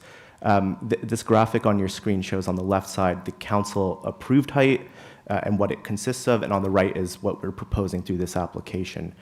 So the height is really prescribed from 2 distinct areas. One is the height on map 2B. Again, that's the map we're looking to amend, and that's outlined in the heavy black outline on each graphic. And then the bylaw permits architectural and mechanical projections above that height, 20.2 meters worth of projections. And so that's what gets you to the approved height right now, which is actually 309.2 meters. And if you look at the proposed condition, we are seeking to increase the height on map 2B by 17.4 meters to a height of 306.4 meters. But we're also looking to do is decrease the height of the projections by 6.25 meters, which really is a net increase of 11.25 meters. So the new overall height of the building, if approved by you today, would be 320.35 meters, as shown on that graphic. And there's 3 specific components in terms of where the height request comes from. In orange and yellow and blue on that graphic. The orange 6.2 meters comes from adding 2 additional residential stories. Those would accommodate 19 dwelling units, 5 of which would be affordable dwelling units. And again, those units, the residential GFA associated with that would all be as of right, as per the site-specific bylaw. There was quite a buffer on both units and GFA incorporated. 4.95 meters of that additional height just comes from adding 1 additional foot of floor-to-ceiling height on the uppermost levels of the building, and that just responds to marketing considerations. The people buying these units are looking for 10-foot ceilings, not 9-foot ceilings, and Pinnacle is having trouble selling them. And then the rest of the height comes from, or the height that we're requesting to add to map B actually comes from reallocating 6.25 meters from the mechanical penthouse to the height of the building. And that's because we're adding indoor amenity space, seeking to add indoor amenity space to the uppermost level of the mechanical penthouse. That results in it becoming a story, and so its height needs to be captured on map 2B. If you could go to the next slide, please. So this additional height represents 3.6% in terms of its increase to the approved height of 309.2 meters. We feel that height will be imperceptible from both a pedestrian perspective and from a skyline perspective, which we've really taken some time to look at closely in terms of its relationship with the skyline, the CN Tower, the adjacent buildings in the lower Yonge precinct area. And you can see in orange on the right there what that additional height looks like in the context of the skyline. Next slide, please. If we can just skip over this slide, I'm just running out of time. And then just one more, please. Perfect. So just to conclude, it's my opinion that the proposed variance satisfies the 4 tests in the Planning Act. We're looking to change 1 discrete element of 1 of the 5 buildings that are permitted by the site-specific bylaw. And I feel that in doing so, we're not changing its general intent in facilitating a mixed-use, mixed-income community on this site with tall buildings. What we will be doing is optimizing the supply of housing, including affordable rental housing by adding 19 more units. We'll also respond to marketing considerations and then create what I think will be quite a unique observation level amenity space for people to enjoy. And then I'll just conclude by noting we worked pretty hard with community planning staff on the height, the variance, the wording of the variance, and they've provided correspondence saying they have no objections. So thank you for your time, and sorry for going over. Happy to answer any questions you might have. Thank you, Mr. Batty. Let me just see if my colleagues have any questions of you, any comments. Ms. Ghosh? The ultimate height of the building, inclusive of the usable space and the mechanical, you're proposing to be, as you show in this graphic, 320.35. But all we are doing is improving the diagram, which goes to 306.4. So theoretically, you still could have the full 20 meters of mechanical space on top of that if you wanted. Through the chair, theoretically, but we're also happy to just have a condition put in to limit the overall metric height of the building. That's no problem with my client. Okay, so to limit the height of the building inclusive of mechanical to 320.35 meters? Yeah, that's no problem. Through the chair. Thank you. Any other questions of Ms. McKay? If the minor variance is granted, does this become the tallest residential building in Canada at this point? The second tallest through the chair. If you just go up one or go down 2 slides, please. Maybe one more. So you can see on the screen there, the arrow is pointing to the building in question. Phase 2 of this community, so it's the same site, also 1 to 7 Yonge, is the tallest building in Canada at 106 stories. I was going to say, is this a good idea? I'm thinking about fire code and building code matters, and I know that elevators always seem to be an issue with condominiums. What do you say to that? Through the chair, I think that's a great question. We've gone through the development review process, and we've designed the building to meet the Ontario Building Code. That was a question brought up by community planning staff through the overall development review process. And what my client has advised is that in the event of a fire, there is an ability for firefighters to commandeer an elevator, and that elevator can get to the top floor in 90 seconds. And so that has been designed and considered given the super tall nature of these buildings, and including the one that's before you today. Okay, all right, thank you. And what is the proposed elevator to unit ratio? I can take a look at that for you right now. Or rather, unit to elevator?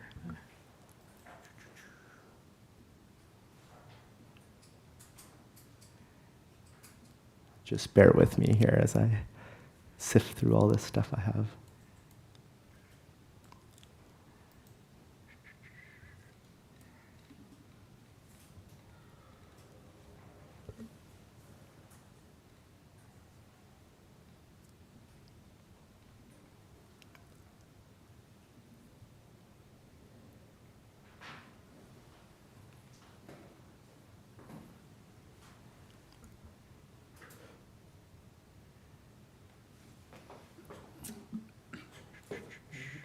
Ask the tough question.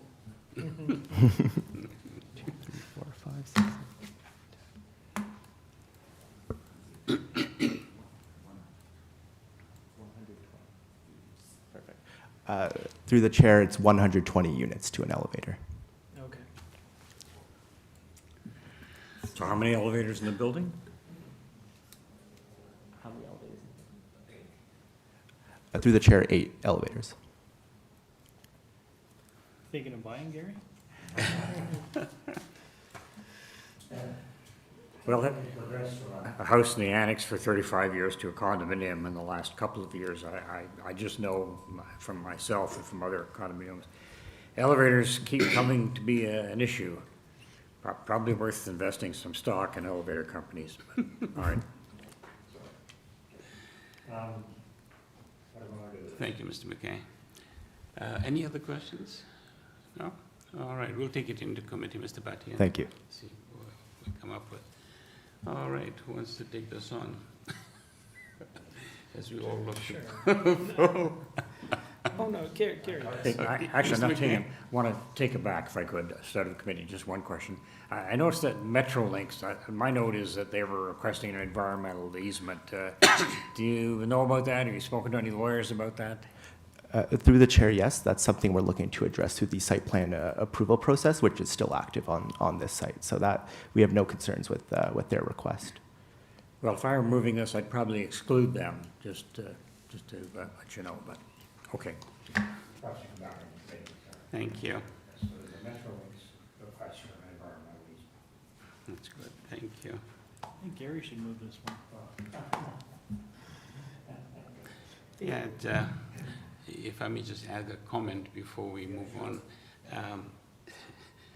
I'm aware of, I think, the other, the 105-story building came before us a little while ago. Yeah, I think I was on that panel. Yeah, it's, there's something problematic for me when it comes to, and it's not just Toronto, it's most of our cities that seem to want to scrape the sky. I fear for people who are going to be living in these places and stuck in out like little pigeons in pigeonholes, but that's just my own bias. We're not forcing them to live there. No. In any event, So what I might say in terms of the concerns that are before us, it's not, I mean, the 95th floor, 96th floor of this is somewhere I'd love to visit, but maybe not live personally, but that's for... yeah, that's for the future residents to decide. I think 120 units to elevator is not the best ratio. 100 is sort of the standard, but it's not the worst either. And the number of additional units from the couple of extra floors here in a building with 1,700 units actually isn't really changing that ratio that much. So I don't think that affects the livability of the building any more than it already is. So a couple of extra floors, some more density. It's right beside the financial district, right beside Union Station. The shadows are going across the rail corridor. The net shadows, if you look at the study, are very negligible. So it is to me minor, the couple of extra stories they're looking for, so. thank you. Would you like to move a motion? Okay, sure. So I'll move. I do think that there should be some certainty as to the ultimate height of this building. So I would add the condition that the height inclusive of mechanical penthouse be limited to I think it's 320. I'm trying to find the diagram. 320.35. Yeah, 320.35 meters, but subject to that condition, I move to approve it. Thank you, Mr. Ghosh. Seconder? I'll second it. Yep, I'll second it. Happy second. I thought Gary was going to. Thank you, Mr. Clay. Okay, we have a motion on the floor, moved by Mr. Ghosh, seconded by Mr. Clay, with the one condition that the height, the ultimate height be at 320.35 meters, inclusive of the mechanical portion of it. All those in favor? Thank you. Thank you, Chair and members. Thank you, Mr. Bhatti. And with that, we're done with the morning. Through you, Mr. Chair, we'll resume at 2:20 p.m. Thank you. Turn off videos.